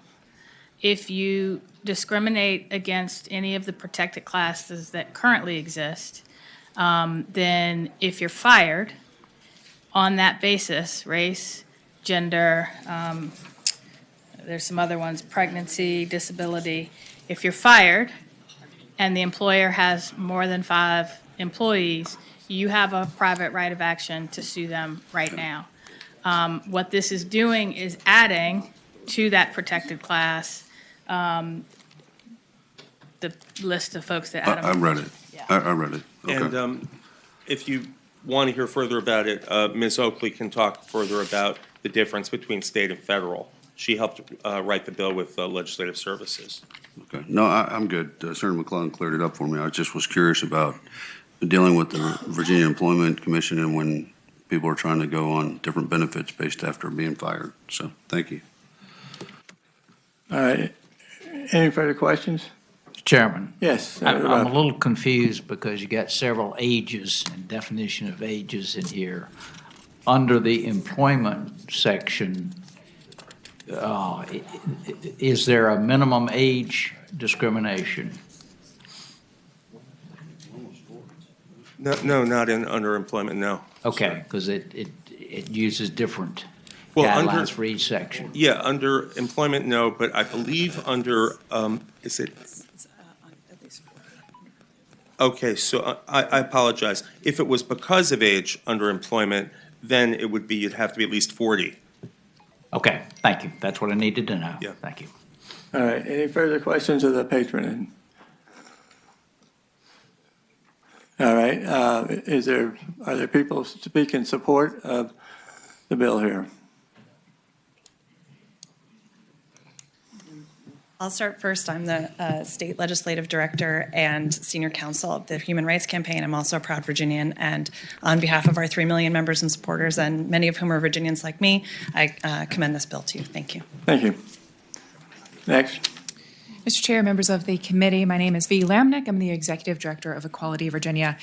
We strongly support this bill. An important part of our advocacy work actually starts with conversations at the local level, educating everyday Virginians about the fact that right now, gay, bisexual, lesbian, and transgender people can be denied housing, employment, and services simply because of who they are. And I will tell you that in every single one of those conversations, people are stunned to learn that in 2020, those protections do not already exist in Virginia. I would like to highlight the fact that we know that people who live at the intersection of multiple marginalized identities often suffer the most from discrimination, and we are proud that this bill goes a step further to include non-discrimination protections in employment, housing, and public spaces for people of color, women, veterans, and people with disabilities. Over 250,000 LGBT adults live in Virginia, and this bill will have a profoundly positive impact on these individuals, their families, and their communities. We strongly support this bill. Thank you. Thank you. Next. Good evening, Mr. Chairman and members of the committee. My name is Randy Dillard. I represent the Virginia State Council of the NAACP, and historically we continue to support legislation that eliminates discrimination of any type. Thank you. Thank you. Next. My name is Caitlin O'Brien. I am a transgender woman from Newport News, Virginia, and I got my history degree from there at Christopher Newport, but while that was my passion, I chose to pursue employment at Newport News Shipbuilding as a mechanic because I have non-discrimination protections at that employer. This provided not only stability for me, but also for my mom when she was out of work and until she was able to get employment back in Henrico again. These protections provide not only stability for those 300,000 LGBT Virginians, but for our loved ones as well. And that's why I'm asking you to support this legislation, please. Thank you very much. Next. My name is Kathy Green. I'm a cisgender, straight, retired registered nurse. I'm happy to say my chosen family includes a lesbian and a non-binary trans person who are the parents of my fabulous 2-year-old granddaughter. I'm a homeowner, I'm a senior citizen, I'm a wife, a mom, and a grandmother. I support this bill because I want my family to be safe. I want them to be happy in their careers. I want them to be able to get their homes, and they're as precious as your kids and your grandchildren are. Thank you. Thank you. Next. Good evening, members of the committee. My name is Hannah Willard. I'm the Senior Director of Campaigns at Freedom for All Americans. I'm here to speak in strong support of Senate Bill 868. Freedom for All Americans was founded as a bipartisan campaign with one ultimate goal: to bring Americans together from all walks of life to finally secure comprehensive non-discrimination protections for every LGBTQ American. Until that day comes, we are working to pass non-discrimination laws in Virginia and the 29 other states across the country without such protections in place. We're proud to work with the Virginia Values Coalition today and with legislative leadership and these fine members of the Senate to pass these long overdue protections. You're going to make me cry. No one should have to face barriers to love who we love, to work hard, and to fully participate in our communities. LGBTQ people deserve protection in every zip code nationwide, and we're proud to be here today to support Senate Bill 868 to make that a reality here in the Commonwealth. And I would just say that we are particularly proud to be advocating for this law that does modernize Virginia's human rights laws for people of color, for women, for veterans, for people with disabilities.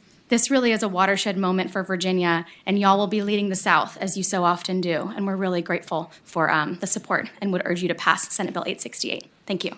All right, next. Hi, I'm Michelle Black. I'm a lifelong Virginian and a mom to 6, one of whom happens to be transgender. I also serve on the board of He, She, Z, and We, a support group for parents and caregivers of transgender and non-binary children of all ages. We started here in Richmond, but our members live all over the state, and our conversations mostly revolve around the health and safety of our loved ones, which employers are safe to apply to and interview with, which businesses are accepting of LGBTQ people. Is this a safe place for my trans daughter to live and go to school? And what do we do when we encounter discrimination? Every week we meet new folks who are starting on this journey and scared of what life will be like for their child. I look forward to the day when I can tell them they're safe because of the Virginia Values Act. Next. I'm Dr. Sarah Fox. I am a transgender woman. I am from Yorktown. My career dried up, went south 25 years ago when I transitioned because of employment discrimination. I was doing research that I thought was important, research that went into the design of my hearing aid, in fact. Hearing aid technology is stuck in the 1990s because my research ended and nobody continued it. But I'm here today with the bigger concern for me, which is public accommodations. I am scared to death that I'm going to have a medical emergency. I'm almost 60 years old. I'm scared to death I'm going to have a medical emergency, and I am not going to be treated because this has happened usually. Most physicians will not treat us. So I urge you to pass this bill, which will improve my safety. Thank you. Next. Mr. Chairman, members of the committee, my name is James Parrish, and I am the director of the Virginia Values Coalition, a coalition of over 50 organizations and thousands of Virginians to support passing these comprehensive non-discrimination laws. I see many members and friends on this dais who we've been working on this issue for a few years, and I'm excited that this is the year that this will come out of this committee and on the floor, and that we'll be protecting LGBTQ Virginians in the way that we should be in the Commonwealth that we all want to live in. Thank you. All right, next. Mr. Chairman and members of the committee, I'm Nicole Tortorello. I'm the Secular Society Women's Rights Advocacy Council at the ACLU of Virginia. Here to say we support this bill for all the reasons previously stated. Thank you. Next. Mr. Chair, members of the committee, I'm Bob Mathias of the City of Virginia Beach. We've had this measure in our legislative package for several years now, and we greatly support it and hope you will pass it. Thank you. Next. Good evening. My name is Kenneth Gilliam. I'm the Policy Director for New Virginia Majority. We are a statewide civic engagement and policy advocacy organization that we are really committed to advancing policies here in Virginia that will improve the lives of working class people, people of color, and other minoritized members of our communities throughout the state of Virginia. That also includes members of the LGBTQ community who also face significant barriers when it comes to things like housing and education, but particularly transgender women of color. And for those reasons, we support this bill. Next.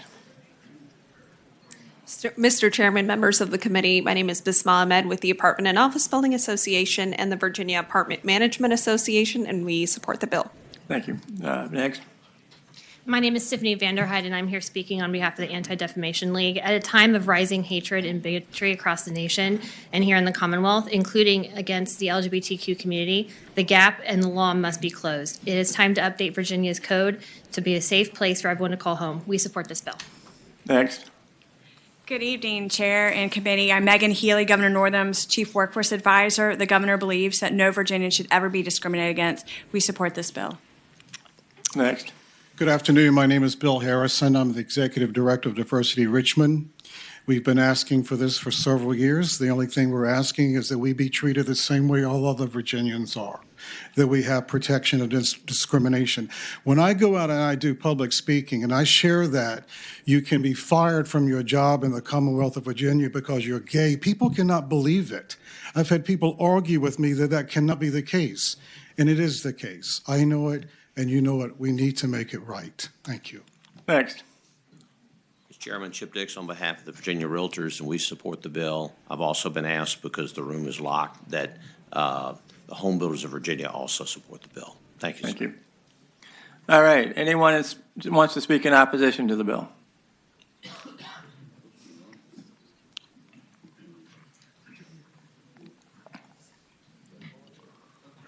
Mr. Chairman, members of the committee, Jeff Caruso with the Virginia Catholic Conference. As you know, this bill is broader than ones considered in years past. Before it was housing and public employment that this committee considered. Now it's housing, public and private employment, public accommodation, and credit. And what we would like to address are the public accommodation, the private employment, and the housing. So I'll begin with the public accommodation. The definition is very broad. It says place of public accommodation means all places or businesses offering or holding out to the general public goods, services, privileges, facilities, advantages, or accommodations. I wonder, for example, whether that would include a church or a religious school. If so, there is a small exemption, but I would argue that it's not big enough.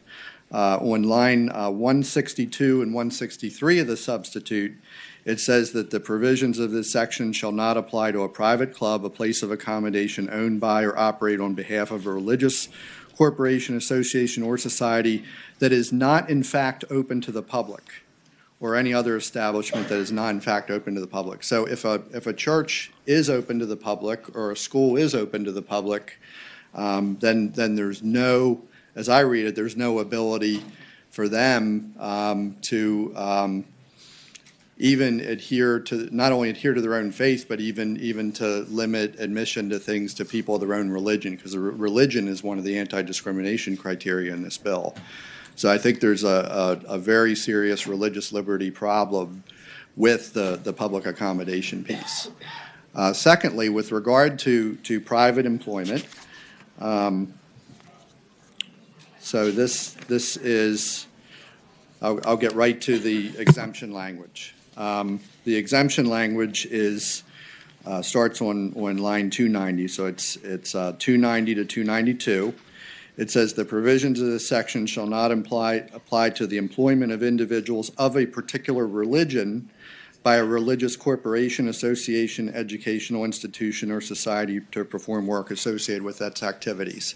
So you can limit your employment to people of your own religion, but what I would argue is we need to be able to, in addition to that, be able to make decisions that adhere to our religious beliefs. The belief about marriage between one man and one woman, for example, is something that comes up, and we make personnel decisions sometimes on that basis. And this bill does not allow us the religious freedom to do that.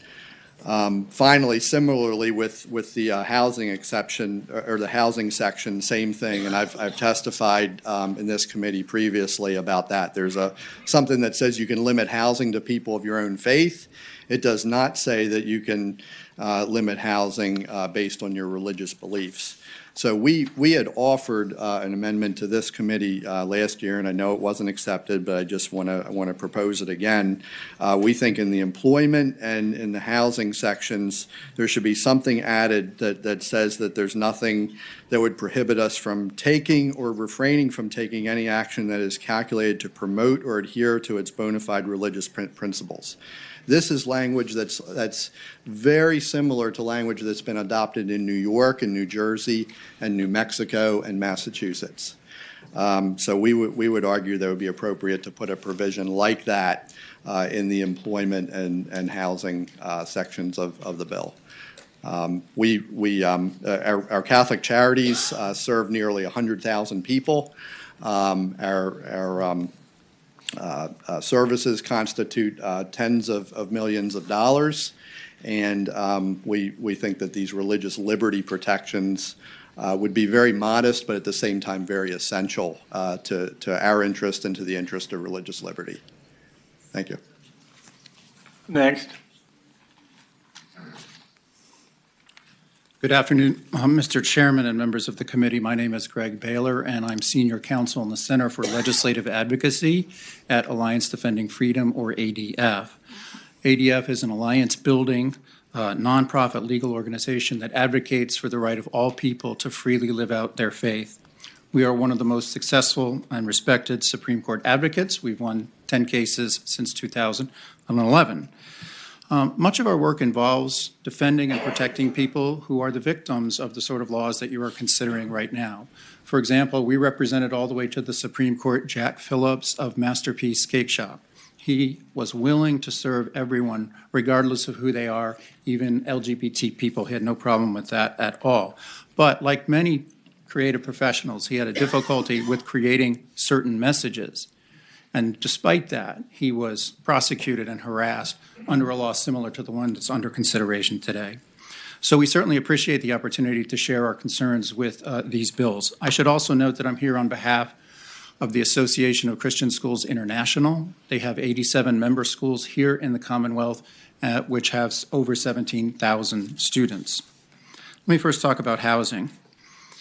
We agree with those who have spoken previously about the need to treat everyone with respect. Everyone, because they are created in the image of God, has dignity and must be treated with respect. But these laws do have perhaps unintended consequences. They do have victims. First, in the housing context, the gender identity non-discrimination rule would force those covered by this law to open up private spaces separated by biological sex for reasons of privacy and safety to members of the opposite sex. For example, a man who identifies as a woman would be permitted to have access to these private spaces. This is unfair to women. Second, the coverage of the housing law. How broad is it? It's unclear. The definition in the existing statute of dwelling could be interpreted to reach college housing and shelters. We represent a women's shelter in Anchorage, Alaska, that was sued under a law just like this because their shelter, which is dedicated to women who have been abused, women who have been victims of domestic violence, victims of sex trafficking, a man who identified as a woman came to their facility in January 18 and asked to be admitted. He was injured. He was intoxicated. This shelter took compassion on him and tried to take him to the hospital or to a men's shelter. He rewarded their kindness by filing a charge of discrimination against them.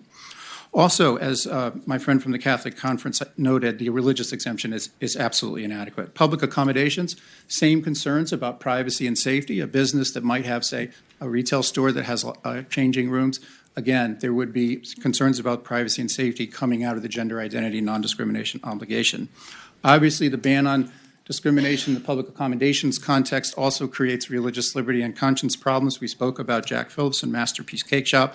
What about religious schools who might be deemed to be places of public accommodation? They are entitled to follow their religious beliefs in forming their communities. And finally, with respect to public accommodations, probably covers medical and mental health care providers. There are many doctors and mental health providers out there, not only for reasons of conscience, but also for reasons of their best medical judgment, think that it's wrong and inappropriate to inject a 10-year-old child with puberty-blocking hormones. This law might be interpreted to force them to do that against their conscience and best medical judgment. Employment, my friend from the Catholic Conference has already noted the inadequacy of the religious exemption. The same privacy and safety problems that occur in other contexts would occur in the employment context as well. Also, these laws have been interpreted to be pronoun mandates, to require individuals to refer to others by pronouns of their own choice, even though they might have a conscientious objection to doing so. And finally, gender identity non-discrimination rules applied to the employment setting have been required to interpret the coverage of puberty-blocking hormones, cross-sex hormones, and sex reassignment surgeries. There are many employers, religious and not, who have conscientious objections to including those things in their health plans. And for these reasons, I would ask that you would vote no on the bill. Thank you. Next. Mr. Chairman, committee members, Josh Hetzler, Legislative Counsel with the Family Foundation. If it is the will of this body to this committee to adopt this legislation and to pass it out of here, then I would submit that you owe it to Virginians to at least answer the following question, and that is, what happens when two of these characteristics, when two identities, when two of these qualities conflict? Who wins? And that isn't clear. Up until now, these current qualities do not tend to conflict with one another, but when two in particular dealing with very often subjective traits and ones that have many, there are a lot of moral, religious ideas about them, they often clash. That's what we've seen. That's what Mr. Baylor has pointed out, many of these. And so the question I hope you will answer is, assuming all things being equal, who wins? And I hope that you don't answer the question simply by saying you can fight it out in court. Because a lot of people have spent a lot of time and a lot of money and lost their businesses doing just that. Not because they were bigots, but because they said, in good conscience, I can't participate in a certain celebration, event. What do we do with those people? I don't see an exemption or protections for them. I would like to believe that the rights of privacy and the rights of conscience and religion have at least equal weight with other traits. But that has not been the case in practice when these laws and ordinances have gone into effect. One person that was not mentioned in the earlier examples is Peter Vlaming, a teacher in West Point High School in Virginia, who was fired not for what he said, but for simply refraining to use pronouns at all, even though he was willing to use the new name of the student who identified as the opposite sex, and he was fired unanimously only as a result that his school board passed a similar policy as this.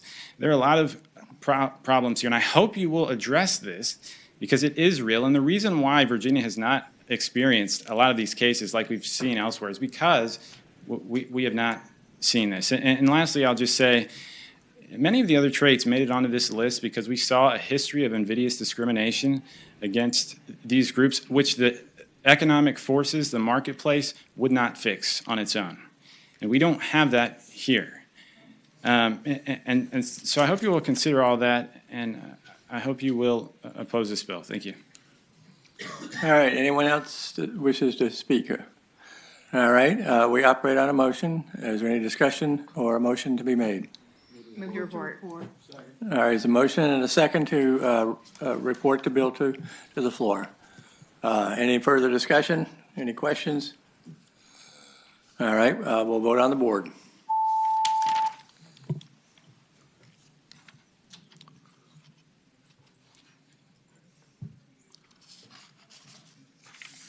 Ayes 12, no 0, 2 abstentions. I thank the members of the committee, and I have one more bill. All right. Okay. This bill has to do with some outdated code sections from transportation. Hang on a second. Senator McClellan, do you want to present? Do you have any other bill to present? No, that was the last one. That was the last one. Okay. All right. Thank you. This has to do with some vastly outdated code sections from transportation from shameful segregated statutes that were passed in 1901, 1906, and 1959, segregating whites and African-American passengers on rail cars, streetcars, and buses. And these are in the Acts of Assembly from Virginia, which differ from the code that you see reprinted now and again, in that they were adopted in these particular years, and they are typically still enforced in Virginia. These have been overturned. And I'll just read one or two of them. There's in 1901, Chapter 554 read, an act to authorize and empower corporations or persons operating electric railroads or railways in the city of Alexandria and from the city of Alexandria to any point in the county of Arlington, to county of Alexandria, which was Fairfax, which was Arlington County, and from the city of Alexandria to any point in the county of Fairfax to provide for the separation of white and colored passengers traveling upon cars and coaches, etc. So that outlawed that. And then there's another one from Richmond and Petersburg, Electric Railway Company. And then we've got one, the last one I'll mention is just requiring a separation of white and colored passengers on cars operated by electricity. So what we're looking to do is to repeal these. There was a commission the governor had, it's a priority of the administration, to remove these outdated, unjust, and in these cases, plainly racist acts of assembly. and it's an important step in recognizing and correcting some horrible acts of the past. So we do have someone who can talk further to it, the governor's deputy counsel, if the committee would like to hear more. Mr. Chairman. Yes, Senator Bell. Mr. Chairman, I know in another committee we heard some other connected acts that were like this. There were terrible things that were still part of our code. And Mr. Chairman, I frankly hope this is a no-brainer for everyone on the committee. I move to report. All right. Is there anyone to speak in opposition to this? All right. There's a motion and a second to report the bill. Is there any further discussion? All right. Vote on the board.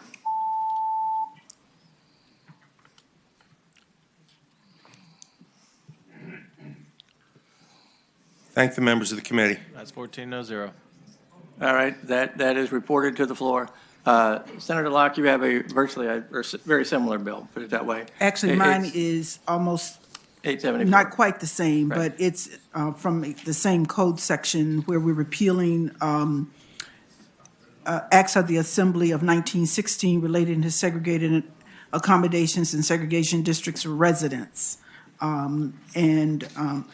Mine is separate accommodations for white and African-American passengers on steamboats and designation of segregation districts for residents. And it's just repealing that code section. Mr. Chairman. All right. Any question? Anyone has? Mr. Chairman, I would renew my comments from before. Again, these are hideous things, and I hope that no one will have any objections, and I move to report. A motion and a second. Anyone in opposition in the audience?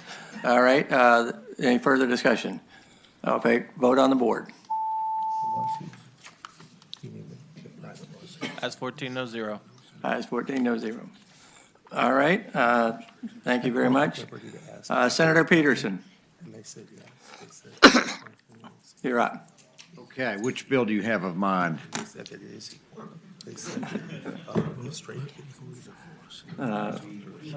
416. Okay, I believe I have a substitute of 416, Mr. Chair. We have a substitute for that?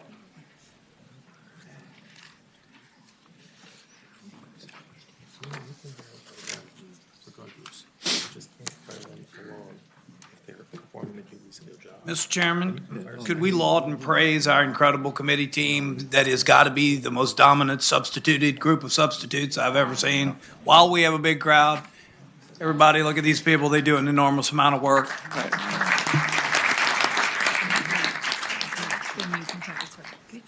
All right, Mr. Chair, this has to do with homeowners associations, common interest communities, property owners associations, and basically a default rule for calling a special meeting.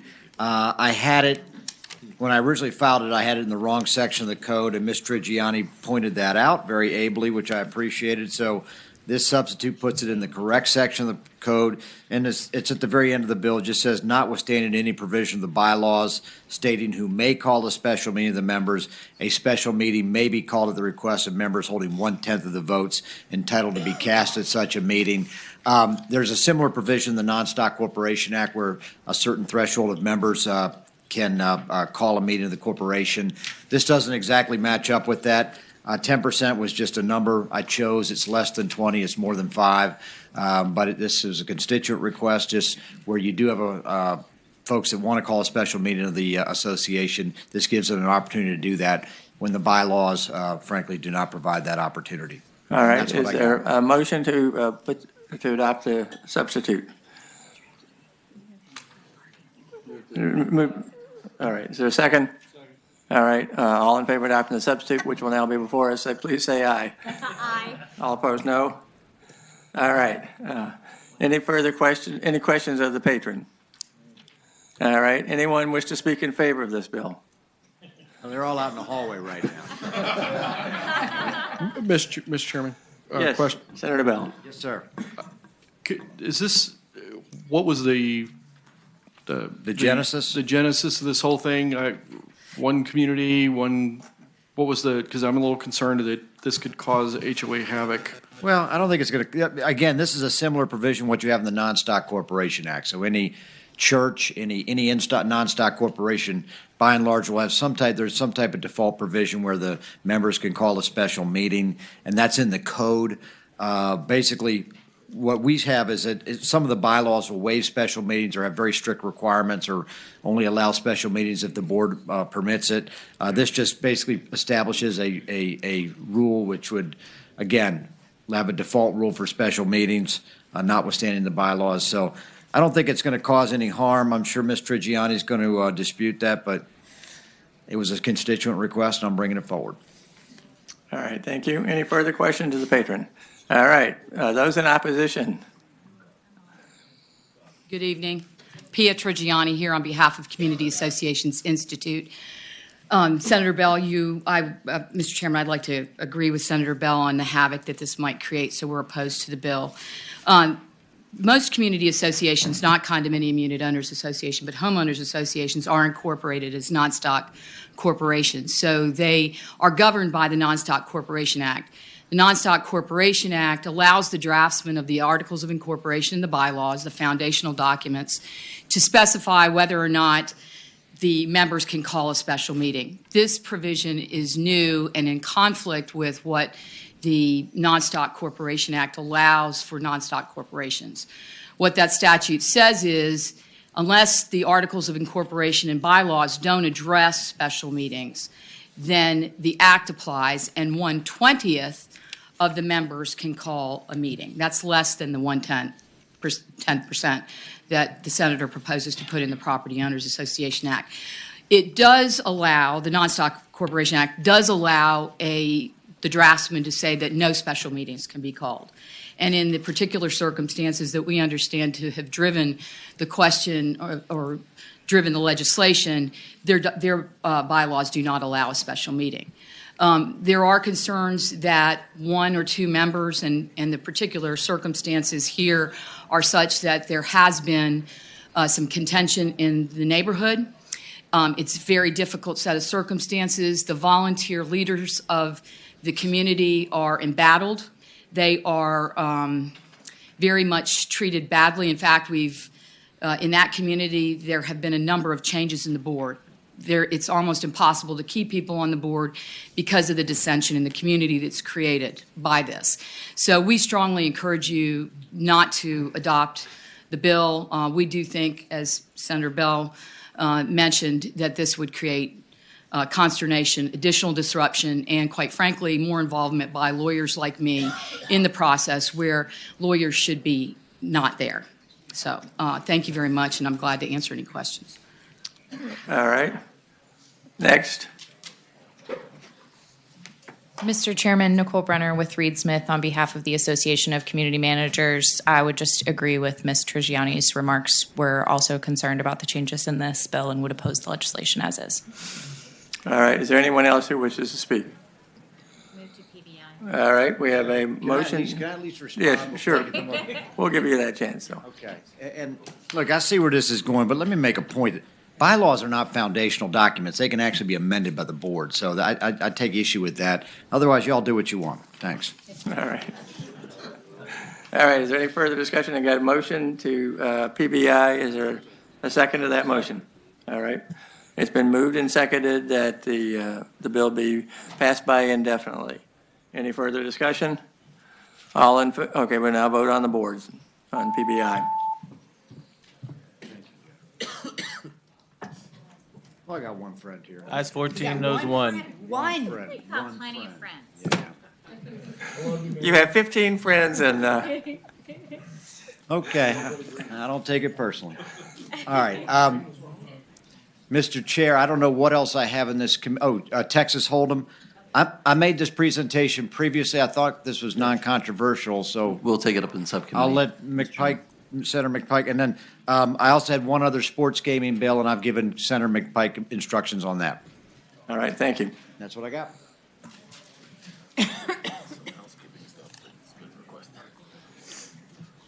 All right. All right, we have a request for striking a bill, Senator Lewis's Senate Bill 797. Is there a motion to strike the bill? So moved. All right, motion and second. Any further discussion? Okay, we vote on the board.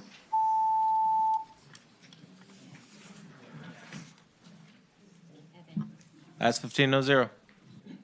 All right.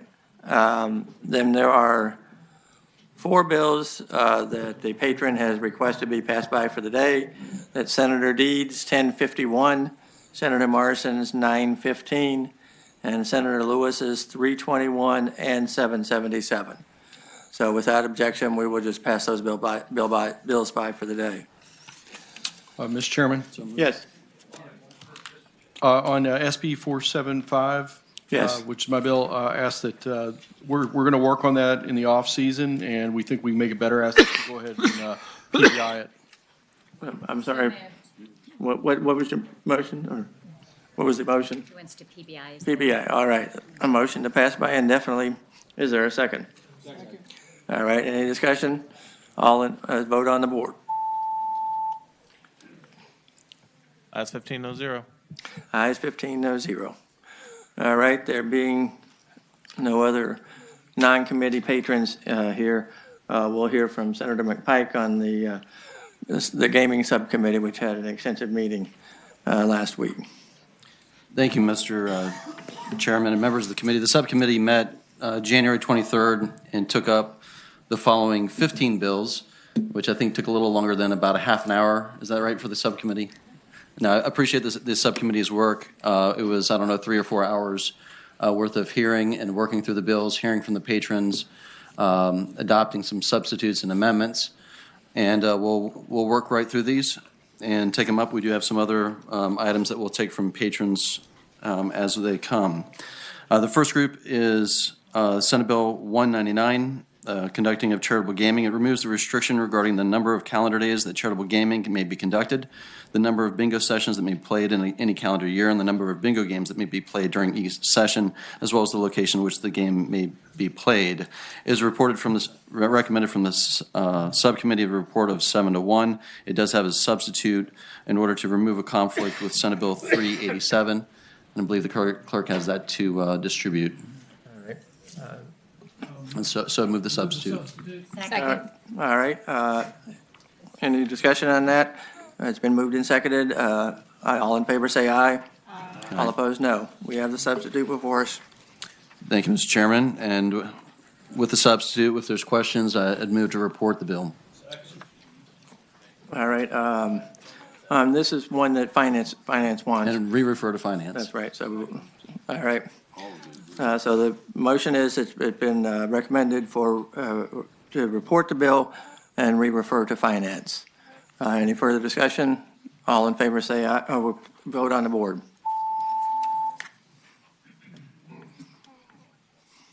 Ayes 15, no zero. All right. Thank you, Mr. Chairman. The next bill is considered was Senate Bill 387, provided for charitable gaming and special permit for the play of electronic versions of instant bingo, pull tabs, or sealed cards.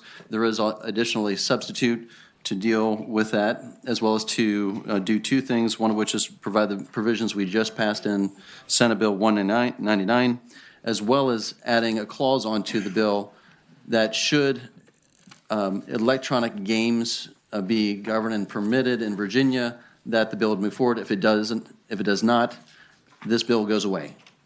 So it is puts it in a posture that should the General Assembly decide on an electronic or some sort of electronic game in a regulation, that this bill would move forward. And so reported from the subcommittee with recommendation of 8-0, and then move the substitute be adopted. All right. It's been moved and seconded. Any questions of the patron? All right. Any further any discussion? Move to report and re-refer to Finance. All right. It's been moved and seconded that the, okay.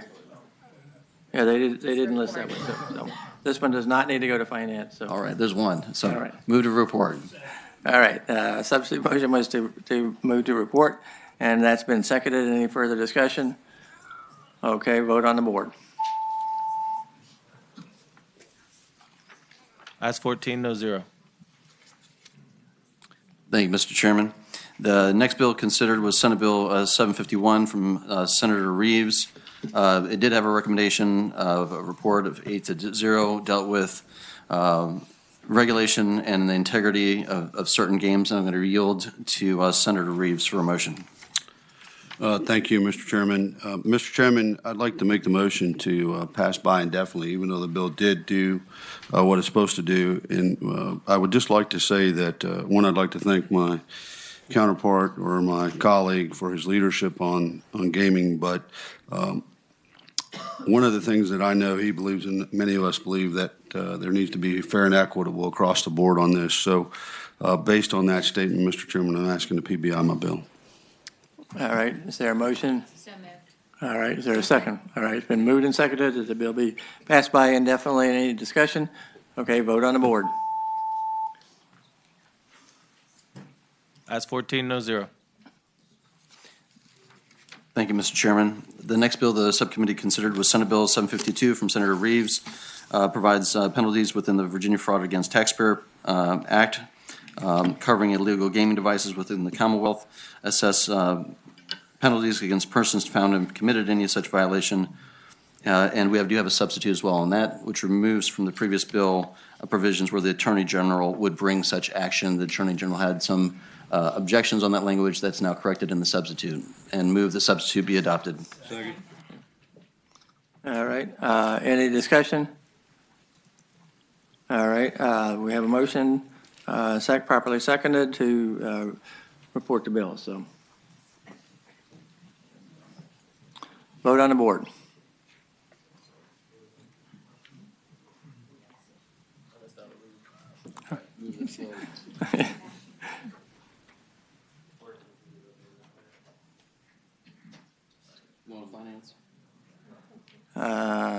And re-refer to And re-refer to finance, so. Okay, the motion was to report and re-refer to finance. That's what you heard. Yeah. Ayes 14, no zero. All right. Thank you, Mr. Chairman. The next bill that was considered was Senate Bill 922, Senator Norman's bill, providing for the Virginia Lottery to sell additional online instruments currently represented within the lottery. We do have a substitute that, rolls up your bill, Mr. Chairman, Senate Bill 959. And it did recommend a report at 8-0. And I'd move the substitute be adopted. All right, it's been moved that substitute be adopted. Any discussion? All in favor of adopting the substitute, say aye. Aye. All opposed, no. Substitute's before us. And with Mr. Chairman, I'd Okay. move the report and re-refer to finance. And the With substitute does incorporate the referral of, my bill could be 959 being rolled in with Senator Norman's 922. That's correct. And so it would be to roll you in as co-chief patron as well. Right. All right. Senator Mason. Incorporate first. Yeah. That's what, yeah. Incorporate your bill and Senator Yes. Norman's bill? Roll it in. Right. And list as co-chief patrons. A Right. second. All right. That have all of you also have to vote on the board, so.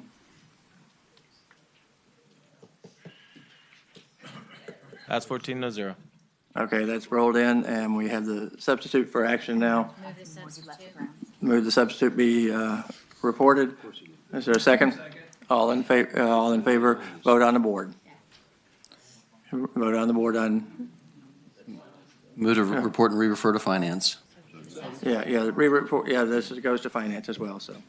All right, amend the bill with the motion is to amend the bill to include reporting, re-referring to finance. All in favor, say aye.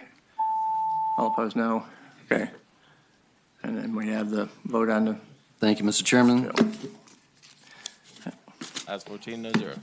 All right, that moves forward.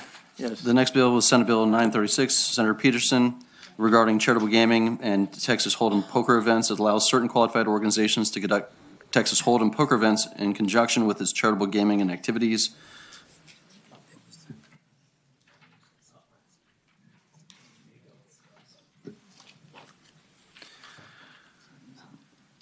It allows, in conjunction with charitable gaming activities, the condition under which a qualified organization may manage, operate, or contract with operators who conduct Texas Hold'em poker games and tournaments shall be prescribed by the Charitable Gaming Board.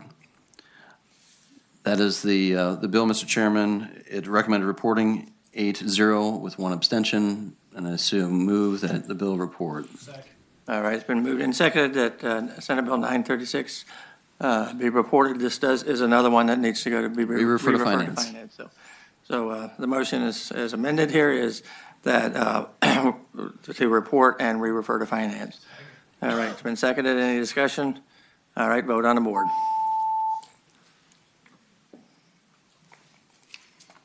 Fourteen ayes, 0 nays. All right. Thank you, Mr. Chairman. The next bill the subcommittee considered was Senate Bill 1052, Senator Reeves, regarding the Virginia Charitable Gaming Board regulations, electronic mechanical equipment used in conducting charitable gaming, increasing the number of electronic pull tabs that may be placed in social quarters of a qualified organization from 9, as currently provided in the Virginia in the code, to 28.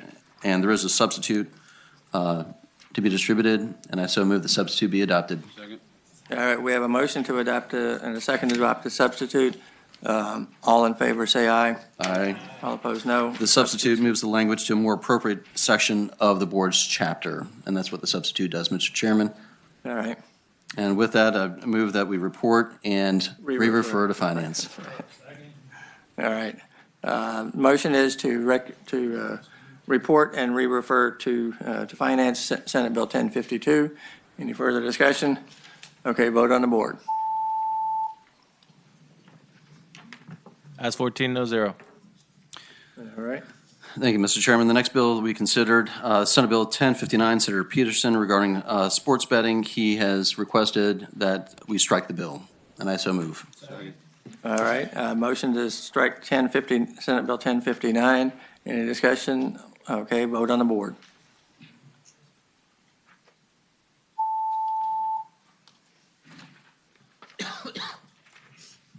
Ayes 14, no 0.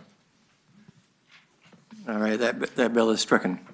Thank you, Mr. Chairman. The next bill considered was Senate Bill 384 regarding the creation of online sports betting. There is a substitute also to be distributed that the subcommittee considered. Move the substitute. Second. What this bill would do Right. is to... There's a motion and a second on that. Any discussion? All in favor of adopting the amendment in nature of a substitute, say aye. Aye. All opposed, no. All right, the amendment in the nature of a substitute is before us.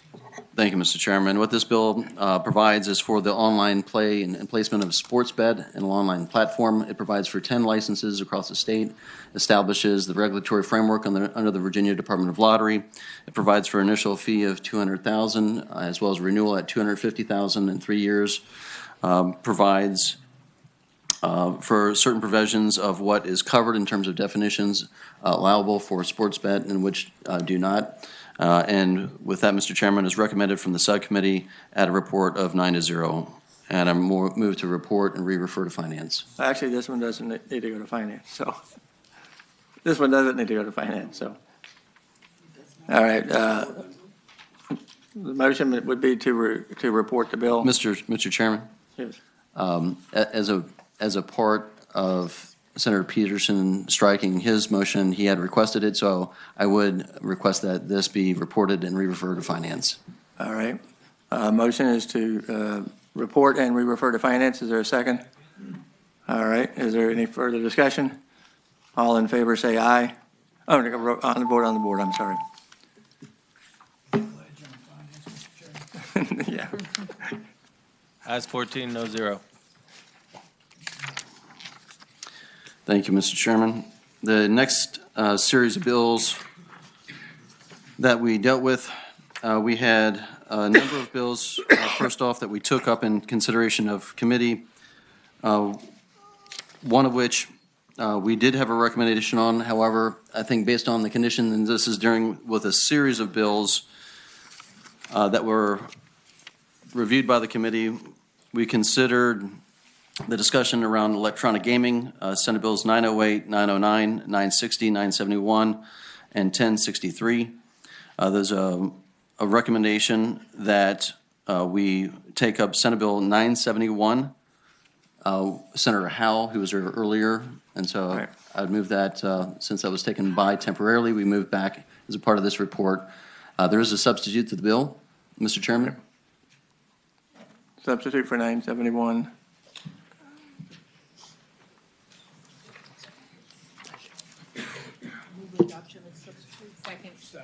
All right, it's been moved and seconded that the substitute be adopted. Any further discussion? All in favor say aye. All opposed, no. The substitute's before us. Amendment in the nature of substitute. Mr. Chairman, in creating the context for the sequence of moves, what this bill does is now provide both the Norman bill language in 908, and so I would also move to incorporate Senator Norman into Senate Bill 971. All right, it's a motion to roll 908 into 971 Yeah, 909. and 909. All right, so it'd be both 908 and 909 that would be rolled into 971. We will need to vote on the board on those, so we would do that now.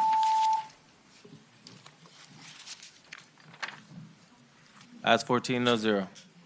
All right, Senate Bills 908 and 909 are rolled into Senate Bill 971.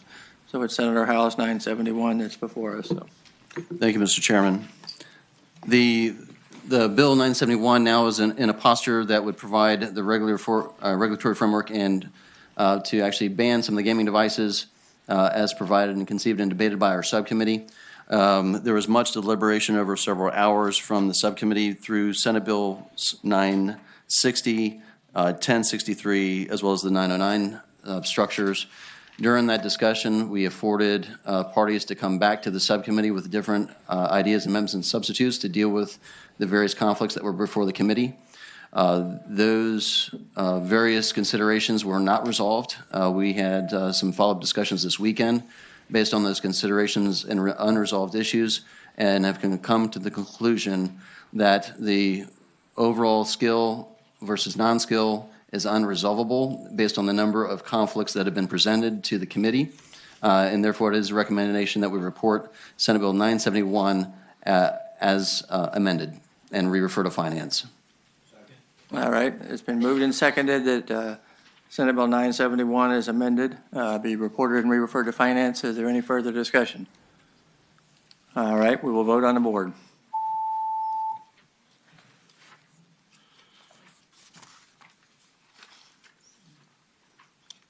Sorry, let me fix my notes here. Going through. I have a couple.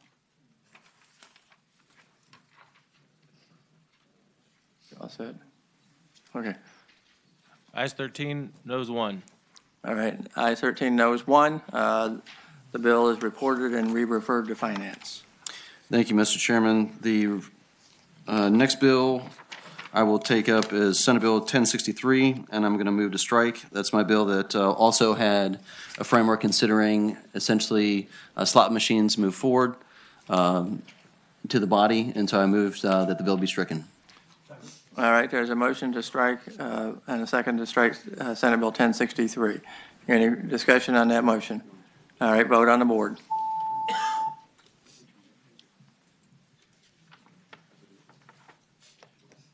Ayes 14, no zero.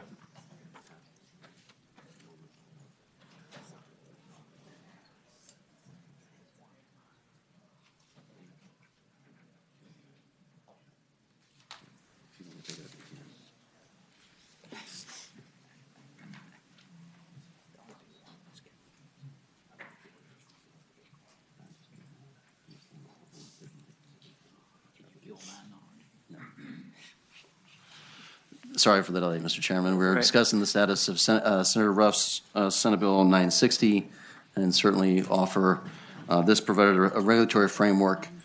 This did not have a recommendation, but based on the previous discussion and motion, this would be my recommendation that the bill be PBI'd or stricken, and I would leave that to the patron's option since he's on the committee. Welcome back, Senator. I think we need a vehicle to go through this process, and so I would ask that mine not be stricken, and we go forward with that one.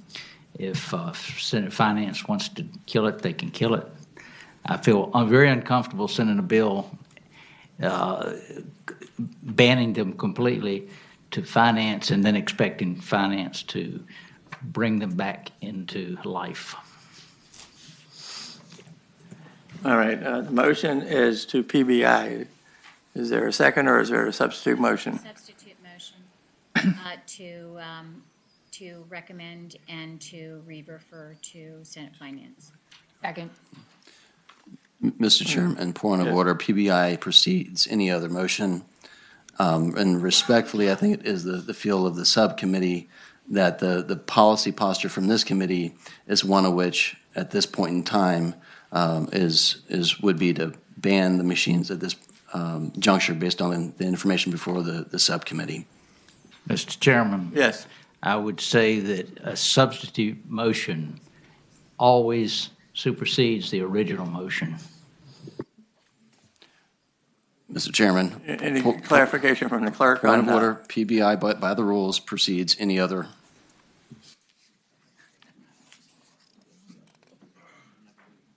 Okay.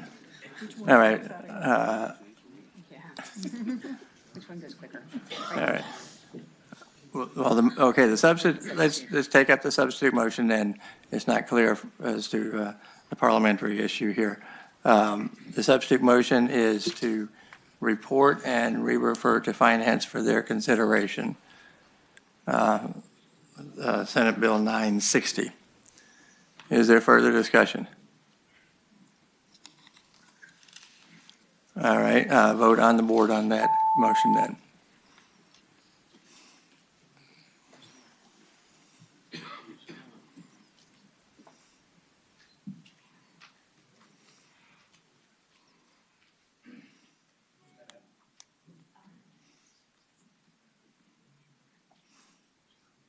Ayes 10, noes 4. All right, that will be reported and re-referred to Finance, and we will provide an explanation to Finance as to how we came to this point on things. Is any further report from the subcommittee? Mr. Chairman, I believe that completes all of our subcommittee docket. We still have 8 bills in committee that we'll be taking up next week on casinos. Right. And I appreciate the subcommittee's time and attention to that matter as well. Yes, thank you very much, and thank you to all the people on that subcommittee working hard to help us work our way through this and come up with the best solution on everything. All right, are there being no non-committee members who are here to present a bill, it appears, are there members of the committee who have a bill to present? George, I do. All right. Okay.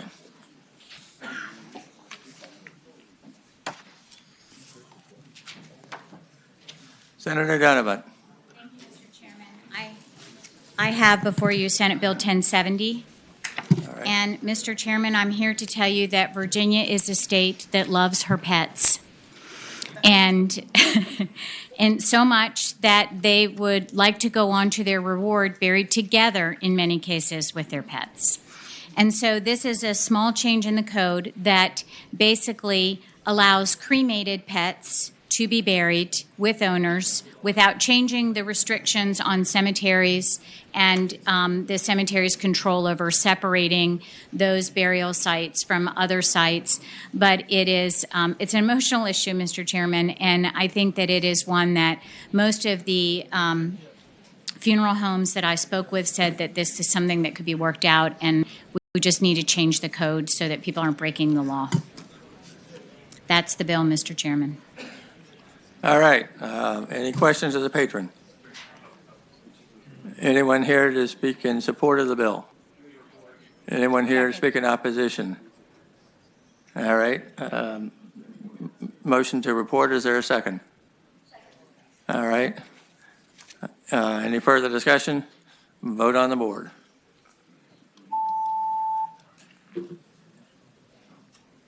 Ayes 14, no 0. All right. Senator Ruff.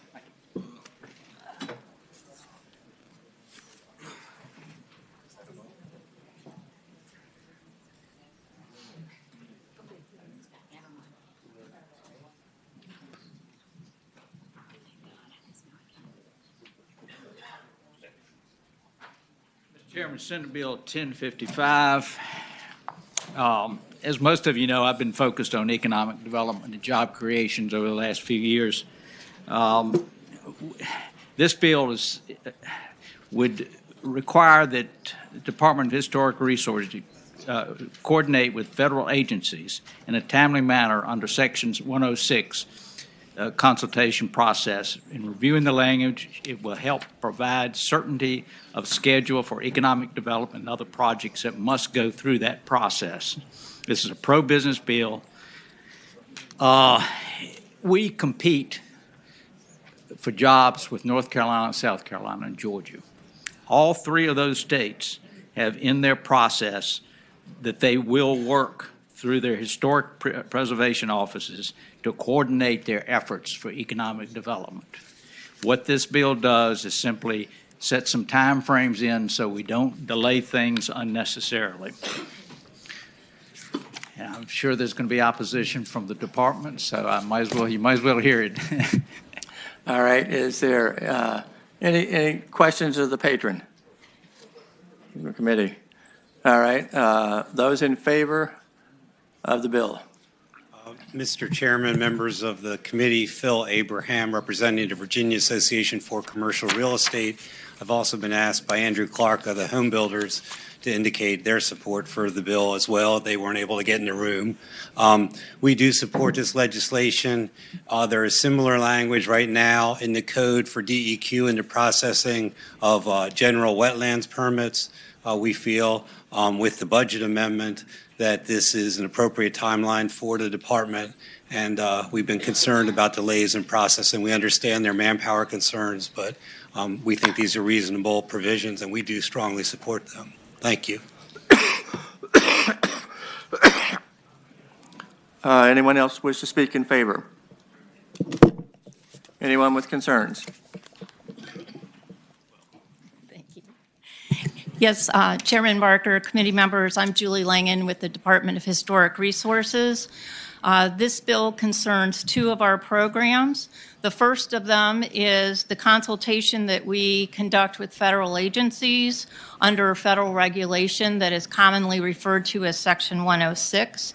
Each year we review over 3,000 projects. This program is governed by federal regulation and already requires that we respond within 30 days.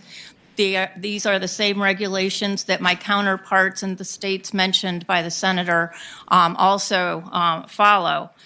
Failure to respond within that time frame is viewed by federal agencies as concurrent.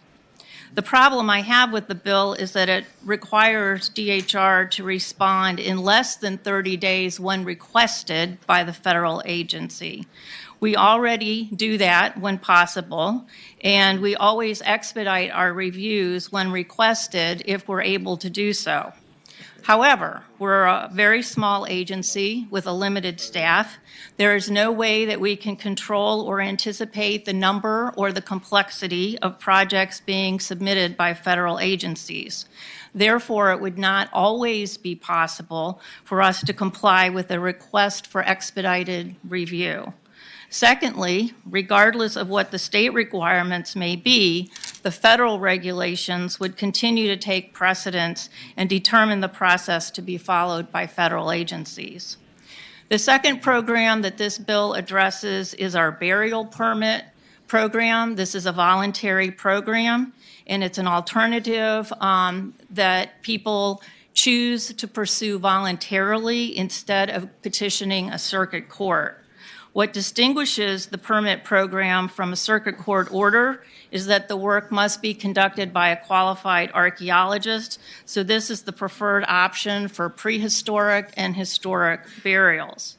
My objection to the proposed language concerns the imposition of timelines. Currently, there are no mandated timelines. Nonetheless, we always respond regarding the completeness of applications as quickly as possible upon receipt.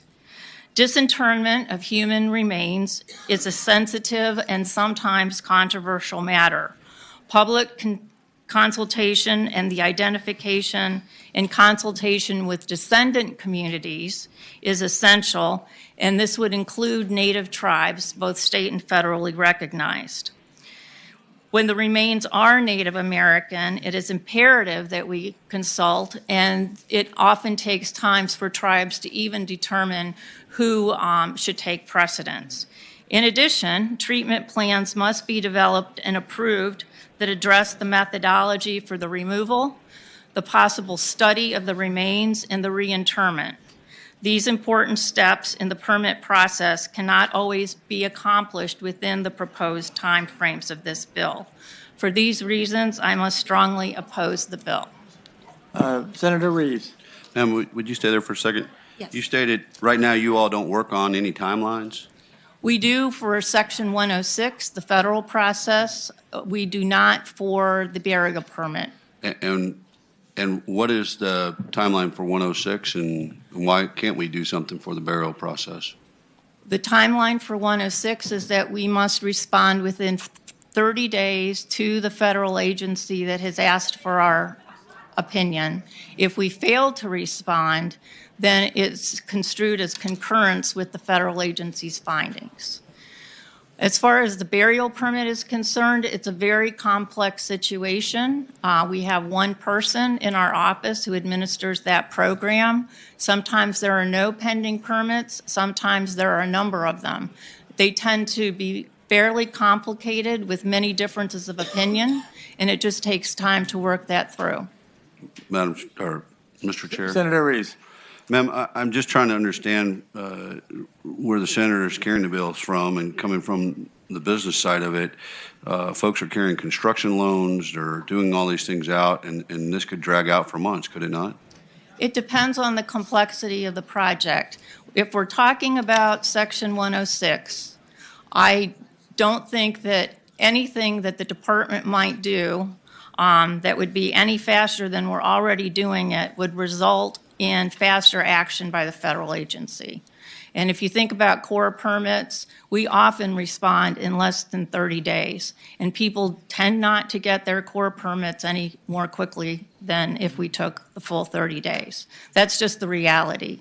As far as burial permits, it just really depends on whether or not descendants and tribes have the opportunity to weigh in, and the goal is for everybody to reach consensus about where should these people go once they have been removed from their resting place.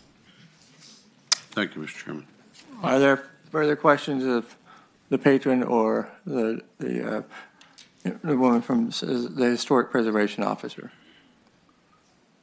Anyone else? All right.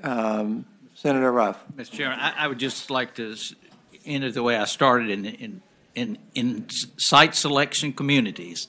Other states, such as North Carolina and South Carolina and Georgia, advertise their state historic preservation office will work directly with prospects to coordinate Section 106, the federal code. If they can do it, we can do it. We all work better under a timeline than we do when there is no timeline. Thank you. All right. Is there further discussion on the bill? All right. We operate by motion. Move the report. And this would have to go to finance. So it'd be report and re-refer. That's West. Couldn't quite get out. Yeah. All right. It's been moved and seconded to report and re-refer to finance. Any further discussion? Okay. Vote on the board.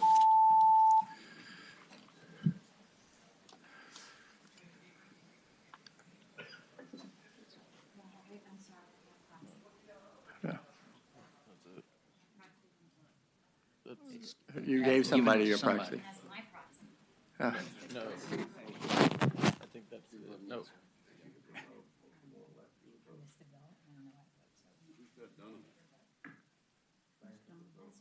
You got to revoke that. Well, okay, let's strike the board. We'll have a revote and revoke your proxy now. All right. The motion is to report and re-refer to finance.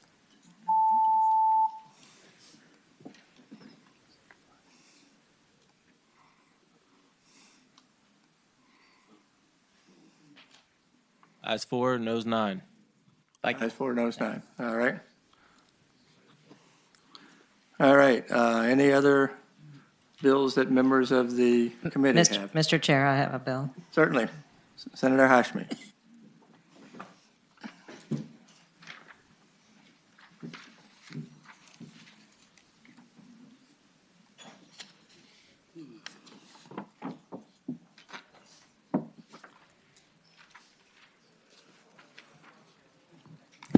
Mr. Chairman and members of the committee, I'm speaking to SB 406, and I believe there's a substitute.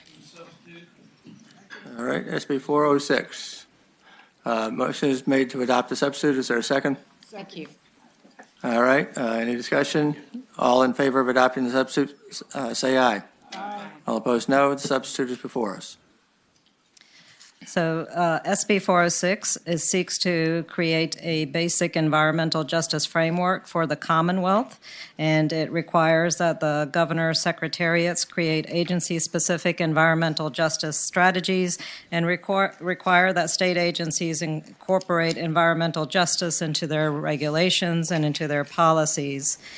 So what the Environmental Justice Act seeks to create is to establish a framework for state government to address environmental justice by declaring that it is a policy of the Commonwealth to promote and carry out environmental justice, and that before taking certain actions, state agencies must assess the potential impact of these actions on low-income communities, communities of color, and other vulnerable populations.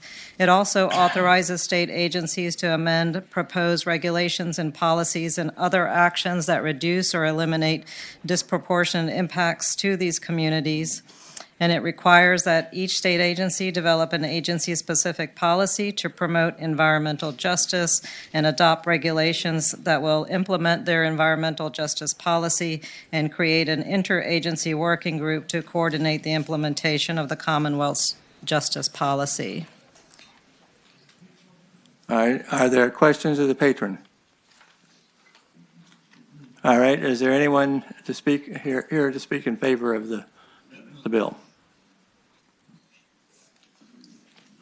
Mr. Chairman and committee members, my name is Randy Dillard. On behalf of the Virginia State Conference of the NAACP, we highly support this legislation. All right, thank you. Next. Hello, I'm Kendall Crawford, Director of Virginia Interfaith Power and Light.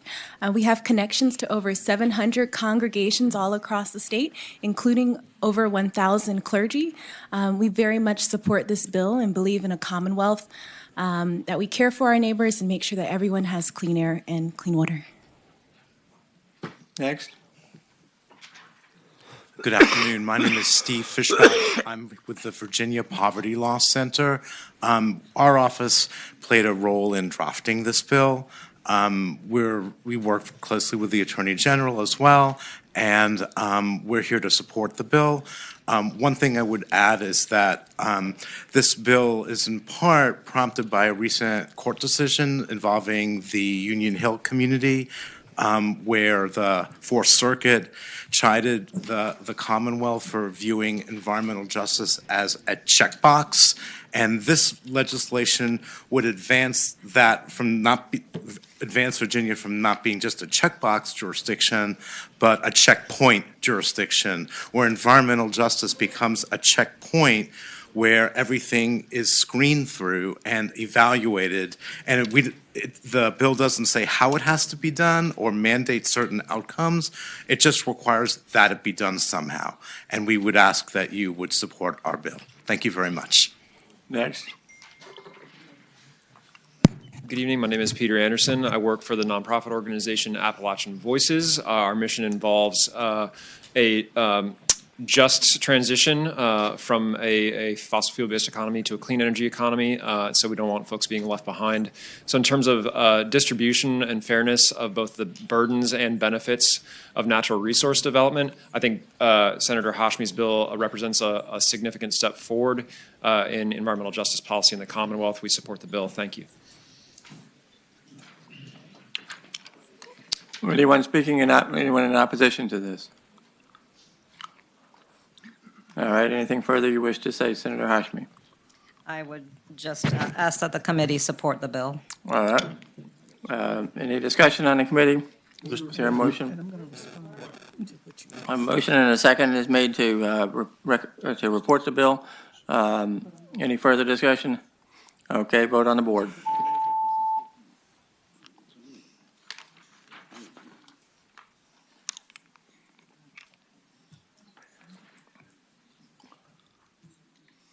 Ayes 12, noes 1, one abstention. All right, the ayes 12, noes 1 with 1 abstention. The bill is reported. Anyone else have bills before the committee? Yes, Mr. Chair, I have Senate Bill 1066. All right.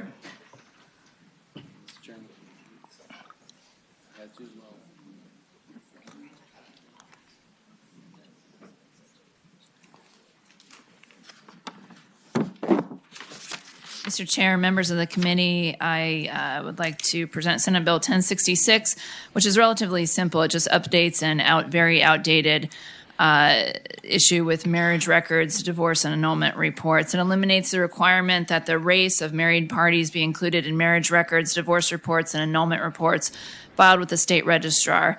The bill also removes the requirement that the state registrar include race data in the compilation and posting of marriage, divorce, and annulment data.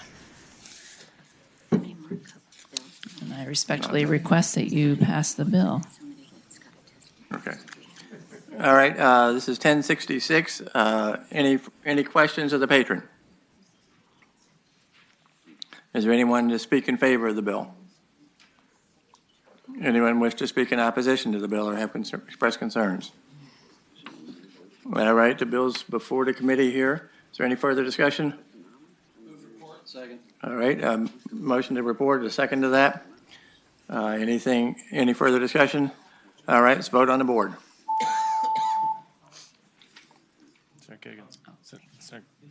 Mr. Chairman? Yes. I apologize, but I thought we already passed this on the floor under Senator Suderline's bill. Is this different than his?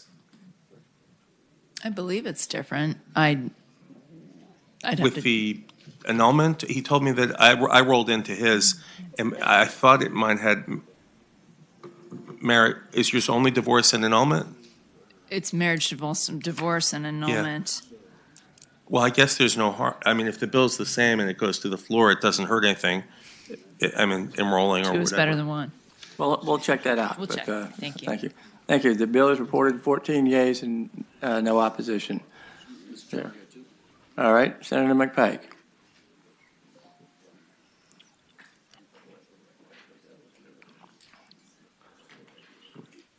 Senate Bill 385. Senate Bill 385. Mr. Chairman and members of the committee, Senate Bill 385 is at a request of the State Corporation Commission. After you might recall, Massachusetts natural gas incident from several years ago, the NTSB submitted a request to the 22 states that still had PE exemptions when it comes to natural gas pipelines. There's a substitute. Second. All right, the motion is to adopt the substitute with a second. All in favor say aye. Aye. All opposed, no. All right, the substitute is before us. So the substitute would direct the State Corporation Commission to promptly develop regulations that identify engineering projects, first involving gas pipeline facilities, two, that present a material risk to public safety that would require oversight and approval by a licensed professional engineer. And so this is, again, part of the Massachusetts instance from several years ago that you might remember. The whole community had pretty significant issues. They will be convening with this legislation a stakeholder group to figure out the right areas where a PE should be required. So this does not dictate, but it forms a stakeholder group quickly to get the regulations in place to cover the NTSB's request of the states. So, Mr. Chairman, that is the bill. There are a few experts that might be still here. I'm not sure, but if there's any questions. All right, does anyone wish to speak in favor of the bill?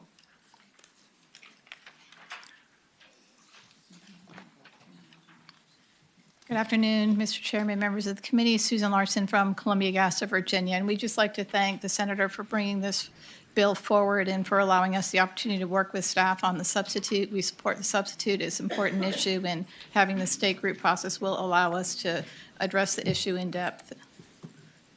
All right, thank you. Next. Good evening, Mr. Chairman. Morgan Whalen with Virginia Natural Gas, and we thank the patron and we thank the State Corporation Commission for working with us, and we support this bill. All right. Chairman Scott McGarry, Washington Gas. We second his comments. Hope it'll be a pleasure to report the bill and appreciate the opportunity to work with the patron and staff. Okay. Is there anyone in opposition to the bill? All right. Yeah, this is not, okay. Motion to report the bill. There's a second. Second. Any discussion? All right, vote on the board.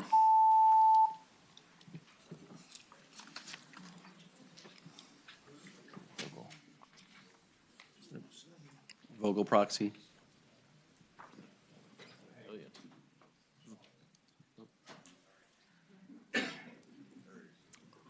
That's 14-0. All right, the bill is reported on a vote of 14-0. Thank you, Mr. Chairman. The next bill is Senate Bill 1044, and there is a substitute in relation to 1044. All right, it's been moved and seconded that we adopt the substitute at 1044. All in favor say aye. Aye. All opposed, no. All right. Thank you, Mr. Chairman. Is before us. What the substitute would do is to put this to a Section 1 bill that the Board of Funeral Directors will set regulations with 280 days of enactment, which was establish the requirements for licensure of funeral directors or embalmers. This comes from a community request. In my community, a fairly large Muslim community, they don't embalm, but they do want to provide some of the funeral services. And so this would give the regulatory framework to the board to work out versus the original bill, which sort of set it out in code. There are some nuances that need to be worked out. So this is, I think, a little bit softer approach to get the community where they need to get to, Mr. Chairman. All right. Are there any questions of the patron? Yes, Mr. Chairman. Senator Evan. I support the concept. I just have one question. If it's called the Board of Funeral Directors and Embalmers, and we want to include people who don't embalm, I don't know about if that matters. I mean, there'll be no conflict. They can promulgate regulations for those who don't embalm as well. They have the authority right now. Okay, thank you. All right. Are there other questions of the patron? All right. Anyone wish to speak in favor of the bill? Yes, sir, Mr. Chairman. Chris Carter, owner of C.C. Carter Funeral Home, Newport News, and we support the patron in this bill. All right. Good afternoon, Mr. Chairman. I'm Scott Johnson. I represent Services Corporation International. They are the largest funeral home owner in the country, and they have a number of properties here in Virginia and facilities. We did not ask Senator McPike to put in the bill, but when we saw it, we liked it because when you look at the number of workforce out there, we have a number of people that are retired, are very good at working with families, and so they would like to be licensed only as a funeral director. They have no desire to want to embalm. Likewise, we have people that come to us that just want to embalm, but don't want to work with families up front. And so the board has got the statutory authority to issue one of the three licenses there, and these regulations will flesh that out. As our client had reached out to a number of other funeral directors in the state, one of the people that they had heard from, and I saw an email, was from Mr. Sammy Oakey in Roanoke. He's the president of the Independent Funeral Directors, and I was asked to read a statement that he sent saying that you can use my name as being in favor of the split license. And that was what he sent me. So thank you. Thank you. Anyone else in favor? Anyone with concerns? Thank you, Mr. Chairman. Bruce Keeney with the Association of Independent Funeral Homes of Virginia. And yes, indeed, Mr. Oakey from Roanoke is our organization's president. And I'm glad you said concerns because it's not, my presentation here for comments are not in opposition with what the senator's trying to do, okay? And in fact, on the issue of split license, my guess in talking with our leadership of our association, it's probably going to be favorable. Our concern is this. One, this is a health profession. A number of you have gone through and learned about funeral homes and all the things that are involved. It's a very complicated, regulated, highly regulated profession. The concern, first of all, we have as a health profession, it's very unique for the General Assembly to turn around and say that you've named a title, but you don't say what they do. Not even a general. You don't have categories. It's a funeral director and embalmer. You don't really identify, okay? That's the one concern. But more importantly is when you take a look, and I'll say something in all candor.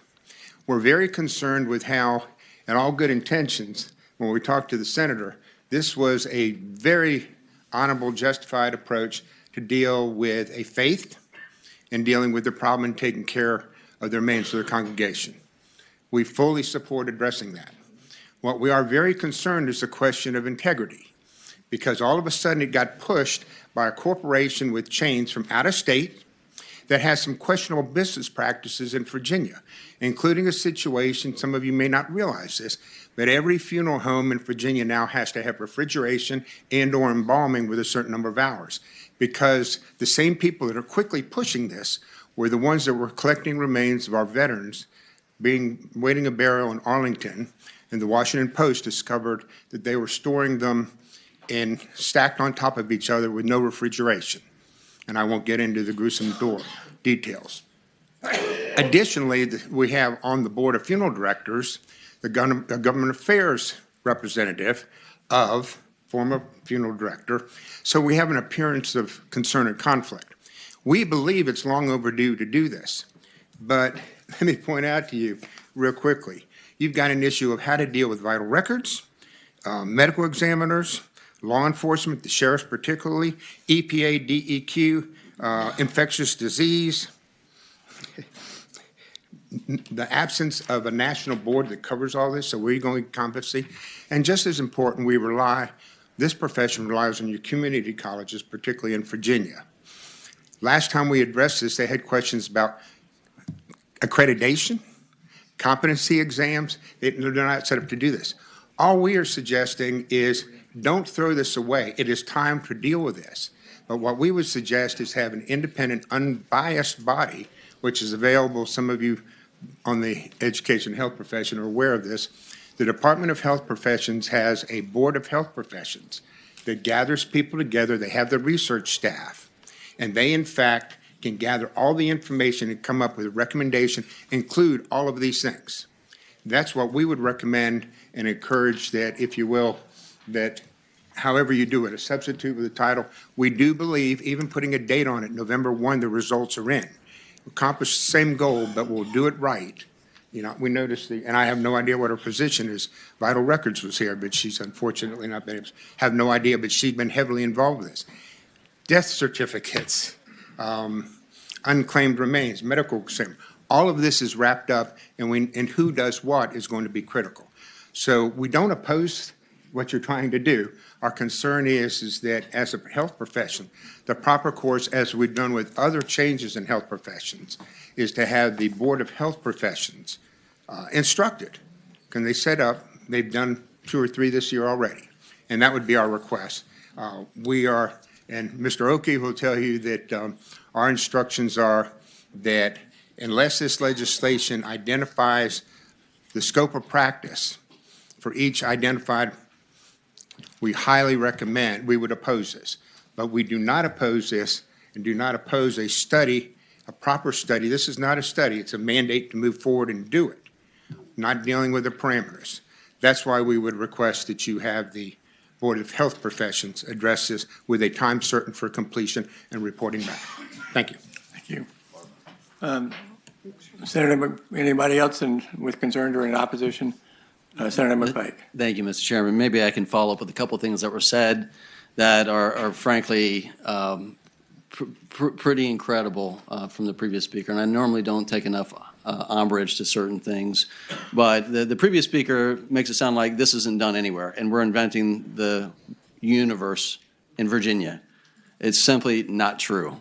This is done in multiple other states. The point is, in fact, by the substitute, if the previous speaker actually read the substitute, is gets it to the board that has the knowledge base to do it versus putting it in the legislation. So there's nothing in this would deter or deteriorate any sort of health condition whatsoever. That's the point, is to get it to the board that we have already designated to give the authority to deal with these matters. And so, Mr. Chairman, that is why the actual substitute provides it to a Section 1 bill. All right, all right. Motion to report with a second. Is there any further discussion? All right, we vote on the board.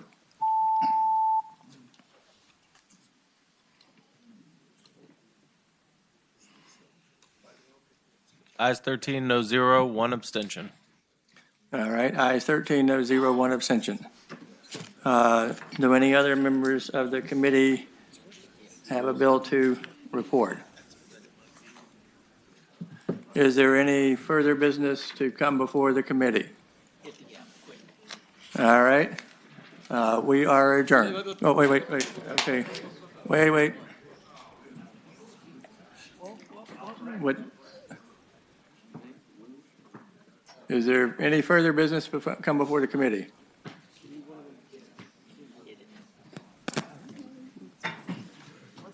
Senator Mason?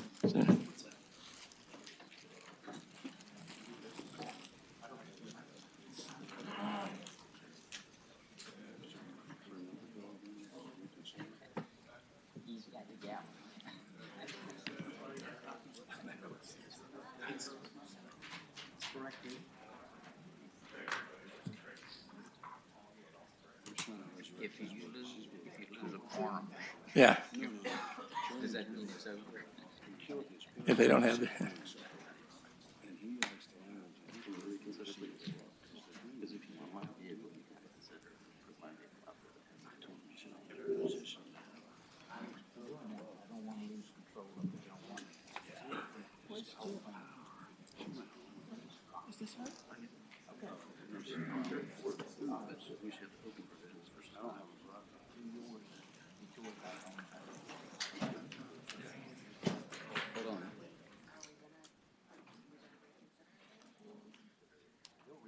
Mr. Chairman, Yes. I'd move that we reconsider the vote, which we struck Senate Bill 1063, I believe it is.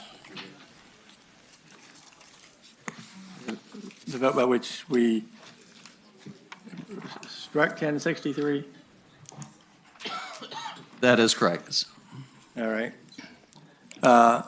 Okay, there's a motion. Is there a second to reconsider the vote? All right, vote on the board.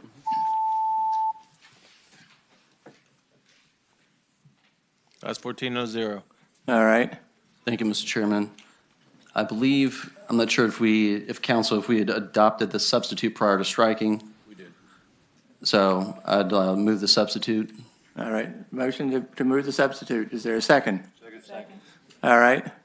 Any discussion? Okay, then I'm sorry. all in favor say aye.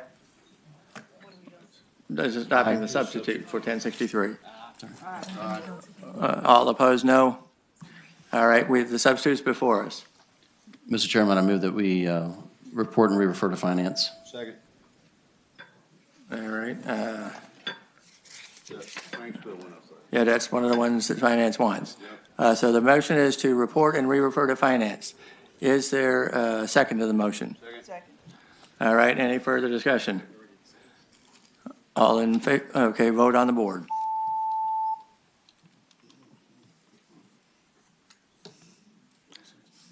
Ayes 12, noes 2. All right, ayes 12, noes 2. Okay, Mr. Chairman, I believe Senator Ruff has a motion. I'll just roll mine into yours in finance. All right, is there anything further to come before the committee? So, yes. All right, is there a motion to adjourn? So moved. All right, we are adjourned.